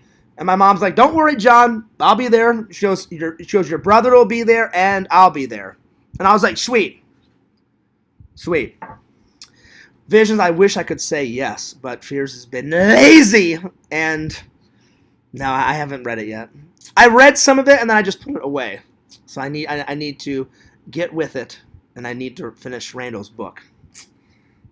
So I've apologized to the fans, and I've apologized to Randy. I just love movies more. Oh, and then I loved it one day. Quinn's like, Fears, you don't read. I read. I just don't read a lot. I have to really like a book to read it. But it's true. I even told Quentin, I said, Quentin, I just love movies more. I love movies more. And I'm not making fun of Quentin, but he's wrong. I was like, I do read. I just says whenever I read, it has to be something I'm really interested in to keep my attention span because of my ADD. You know? So I do like to read. I just love movies more. So there it is. Oh, I forgot to tell you this. So everybody knows, or mostly everybody knows, that this symbol is from one of Fears' favorite TV show game shows of all time. Legends of the Hidden Temple. So I was wearing it the other day, and it wasn't this time that I went to FYE, but whenever Tommy was in town, we went to FYE, and I wore this hat. We went to FYE twice. One of those times was on camera, and the other one was off camera. I think off camera. Some young guy, Visions, this is why he didn't know it, because the guy was probably, 23? And he goes, that's a cool hat. He goes, but I'm not familiar with that symbol. And I said, first of all, I said, how old are you? And he said, 23. I said, that's the reason why you don't know that symbol. And he goes, well, I'm curious, what is it? I said, his name was Omac. And I said, he was the host. Well, he was one of the hosts of a kids game show. I said it was one of my favorite kids game shows because I always wanted to be on the game show and I always wanted to run through the temple. And then the young kids like, well, like what would you do? I said there was teams and they would compete. And whoever had the most points would run through Omac's temple to collect like an artifact. And if they got the artifact out within 3 minutes, they won some massive trip to like Disney World or Jamaica or some shit like that. But in my opinion, that was my second favorite game show. The best game show that was made for kids back in the 80s and 90s was Double Dare. Double Dare. That was the best game show. I've met Mark Summers. I've talked to him. I interviewed him. It's on the main channel. Check it out. We had a phone interview. That was one of the best phone conversations I've ever had in my entire life. Mark Summers, you fucking rock, man. I've read his bio book twice. He's one of my heroes. Mark fucking Summers. He is the best game show host of all time, in my opinion. Fucking rock on, Mark Summers. And I have him as a friend on my Facebook now. And he followed my Instagram. Yeah, buddy. That's right. I'm almost out of coffee, and we all know what that means. Whenever the coffee is almost down, when it's done, that means the stream is done. So it's not done yet. We're getting there, but yeah. Anyway, so that was the top 10 conventions. That was a top 10 movie scenes, and I hope you guys enjoyed the FYE haul. So just to clarify, I'm going to show it one more time. Vision said this was the best pick of the day. Yeah, buddy. I am so excited. I cannot wait to watch this. But Vision said, oh, Fierce, this was a good selection too. Again, I've never seen it. I've heard of it, but I've never seen one single frame of this. But Visions, every time you've suggested something, like I think it was either you or Pixel that suggested, Fierce, I can't believe you've never seen Silent Night, Deadly Night. I watched 1 and 2. Mind-blowing. Fucking epic. I'll be honest, I haven't been able to watch 3, 4, and 5 yet. They're over there. I'll get to it. But number 1 was fucking spectacular. Number 2, it was kind of redundant. They kept rehashing shit from number 1. But once it got to some new shit in Silent Night, Deadly Night Part 2, then it was getting good. But for the first half of the movie, they just rehash shit from number 1. I'm like, you don't have to rehash it. I fucking watched the first one. There's no need to rehash it, re-say this shit. Get to the new stuff. So that's why I like number 1 more than number 2, because it was redundant. I'm like, hello? We don't need to see a new rehashing of it. That's why you watch number 1. But again, when they got to the new shit towards the end of the movie, Visions, that's when I got interested. And he finally kills that fucking bitch, Mother Superior. He's like, oh, what? He's like, what? Fuck me, Mother Superior? No. I'm bringing this axe. Fuck you. And he chops her fucking head off. There it is. Or I don't know if she... I forgot what happens. He either chops her head off or chops her, like, on the shoulder, but he ends up killing her. So there it is. Let's see. What's your favorite sports movie? Ooh! That is a good question, Larry. Hang on. Give me a minute. I'm going to have to think about this. Favorite sports movie? Probably it's a mixture between these 3, Larry. I'll try and pick one, but I like all 3 of these. I like Remember the Titans. That's a good football story. I like Rudy, with Sean Astin in it. That's a great football movie. And then the third one, probably the Gridiron Gang. The Gridiron Gang with The Rock. But if I had to pick out of those 3, probably Rudy with Sean Astin. That's probably my favorite. That's probably my favorite. Yeah. Oh, that's a good one, Visions. That's a basketball. You know who I felt bad for though in that movie though is the guy that plays Squeak. He's like, I am not a piece of shit, and he goes, yeah, but you're a little bitch. And he goes, God damn it. He goes, I don't even know why the hell I hang out with you guys, you know. And then he goes, I'm not a bitch and I'm not a piece of shit. They give Squeak or Squints or Squeak or whatever the hell his name is so much shit in that movie. He goes, I am not a piece of shit.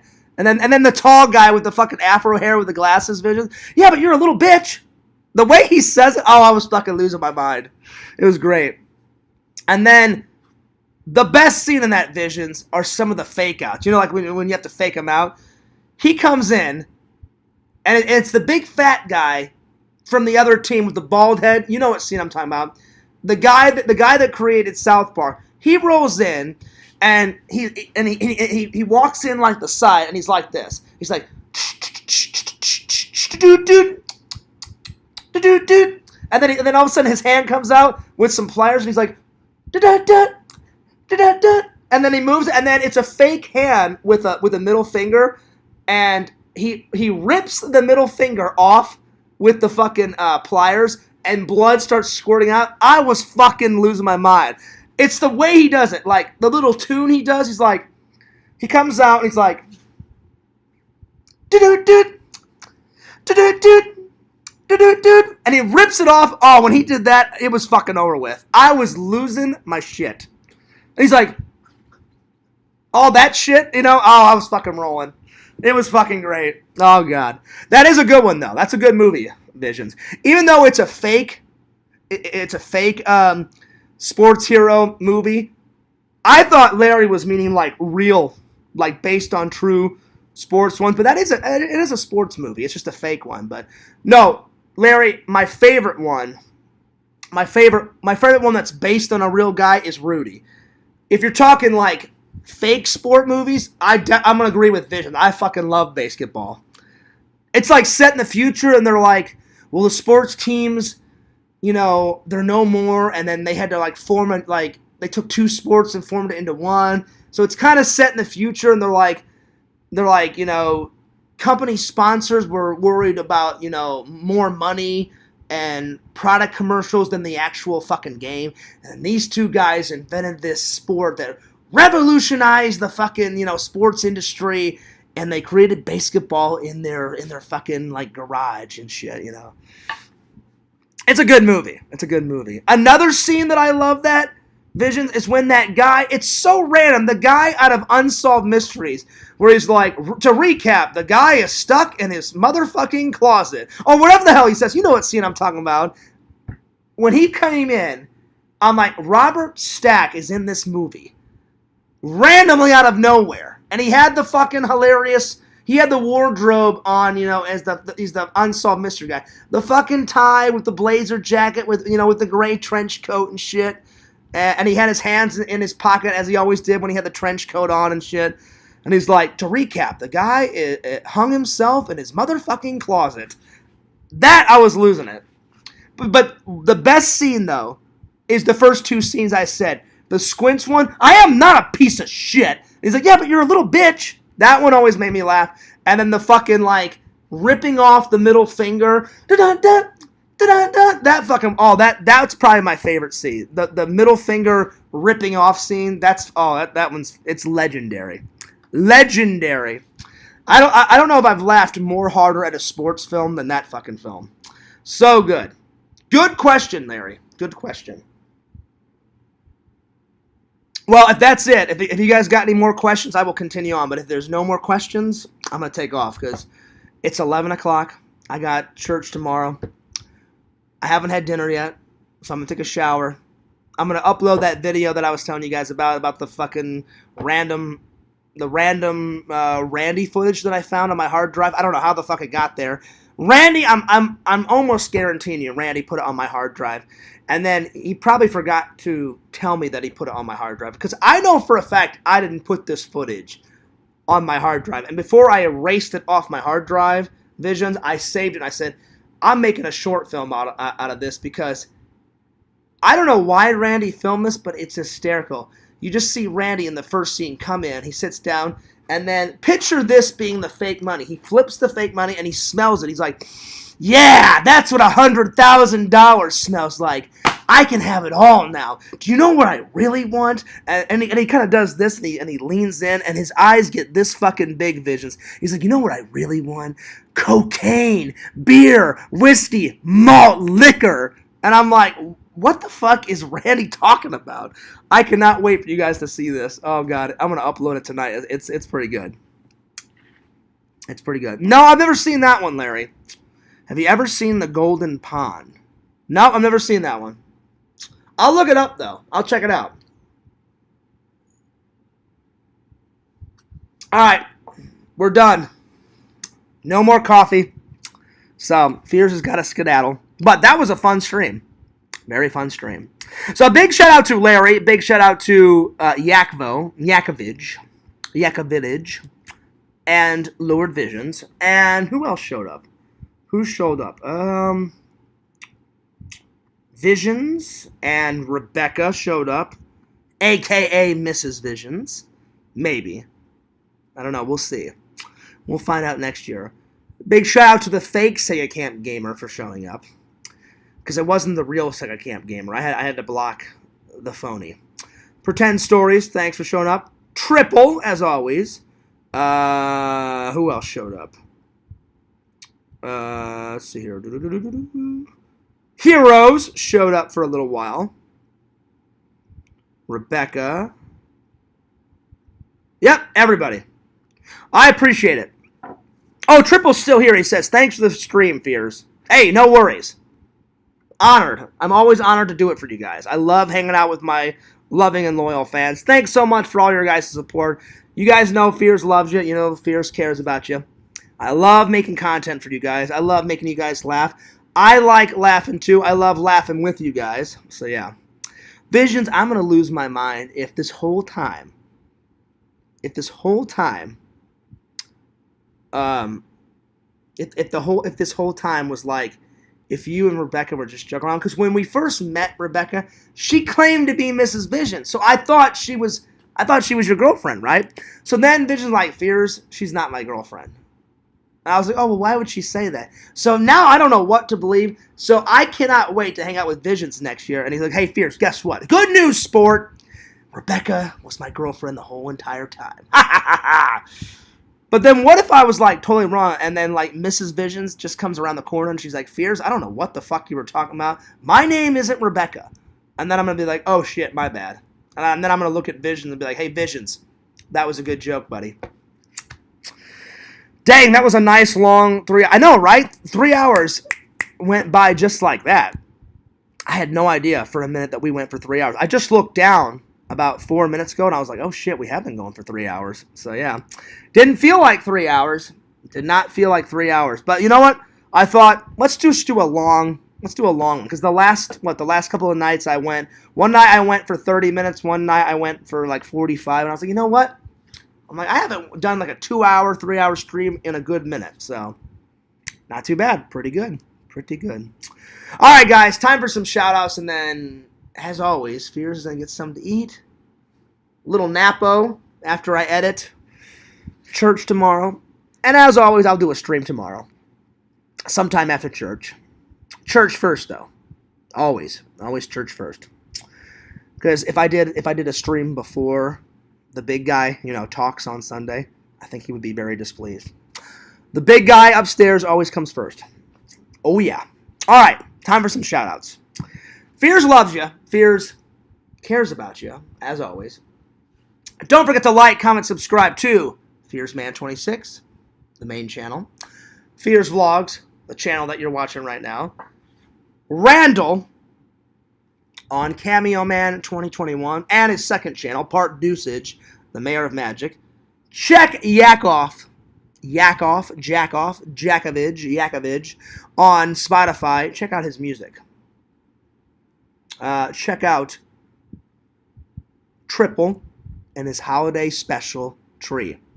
Because he's really like the master of the holiday trees. He claims that I'm the master. I'm not the master of the holiday trees. Shh. Triple you are. You are, buddy. Shout out to Mrs. Visions. You know, I always give Visions some props, but I'm going to say shout out to Mrs. Visions. Because Visions, you know she's watching. She watches with you. Sometimes you watch alone. You've told me that you and her watch together. So shout out to Mrs. Visions. Shout out to the rest of Visions family. Speaking of Visions, shout out to Visions. Lord Visions, King of the Goths. Don't forget to check him out at www.exhumevisions.com. Buy some cool shit. Why? Because Visions is a cool motherfucker, and he's my buddy, and he's my pal, and he makes cool shit. I can testify to this. His fucking Tarman shirt, legendary, mind-blowing, fucking epic. Epic. It's one of my favorite shirts. In fact, buddy, I'm gonna get in the closet. I haven't worn it in a while. I think I will wear the Tarman shirt tomorrow. Fucking Tarman. He's not even a human anymore. He doesn't even have flesh on him anymore. His flesh is turned into this black, creamy, like liquid ooze. Random. But God bless the fucking Tarman. Alright, I'm taking off. But I appreciate all my loving and loyal fans. You guys are the best fans ever. Look out, in a couple of months, we got tons of goodies coming. Tons of goodies. Another contest, this time a Fears Man contest, to see who will be the best person to draw a picture of the Fears Man. Because whoever does draw the best picture of Fears Man, I will buy a frame and I will put it on the wall somewhere in here. And then I'll have 3 paintings of the Fears Man. That's number 2. The other one is up there. The very first time someone painted the thing of the Fears Man. So yeah. So we've got that coming. We've got the P.O. Box coming. Finally, after so many years. Visions inspired me and said, Fears, you don't know until you don't, until you, wait, I messed it up. I'm sorry. He goes, Fears, you don't know until you try. I was like, very true. So I really hope that the it's not that I don't trust the loyal fans. I know the loyal fans will respect it. It's the idiot fucking trolls that I have to worry about. I hope they don't abuse it. Because if they do, I'll shut that shit down lickety-split. And I've already told them way in advance, you're wasting your time and your money if you send me any garbage, So look forward to that. And then we've got more epic content coming. Larry, I promise the Titanic video is coming soon. I didn't think it was, right to upload it now because, those divers died in the sub and all that. And I was like, I better wait a couple weeks. Plus, it wasn't just that. I'm not done with it yet. I'm not done editing it. Fears has been lazy the last 2 weeks, and I haven't uploaded much of anything, except for streams. So, look forward to that vlog coming. Many other vlogs. We got the Tommy NC 2010 vlog hangout coming soon. We got Indiana Jones and the fucking Dial of Destiny, motherfuckers, next Friday. Oh my God, am I excited. I don't care what people say. People say, online, they said, Fears, like they said, we hate to burst your bubble. The Dial of Destiny is going to be fucking shit garbage. Even if it is shit garbage, I'm still going to go and watch it because I'm a die-hearted fan of Indiana Jones. Speaking of that, real quick, they said that my shipment is ready. I hope my brown fedora gets here in time. Not only for my Missouri trip, because I'll take it on my Missouri trip and I'll wear it for the vlog, but if it gets here in time, I am definitely wearing it next Friday for the Indiana Jones movie theater vlog. It's coming soon. All delicious jams and jellies coming to your computer screens soon. All right, I'm taking off. But this is Fears, signing off. Peace, deuce. I love you guys.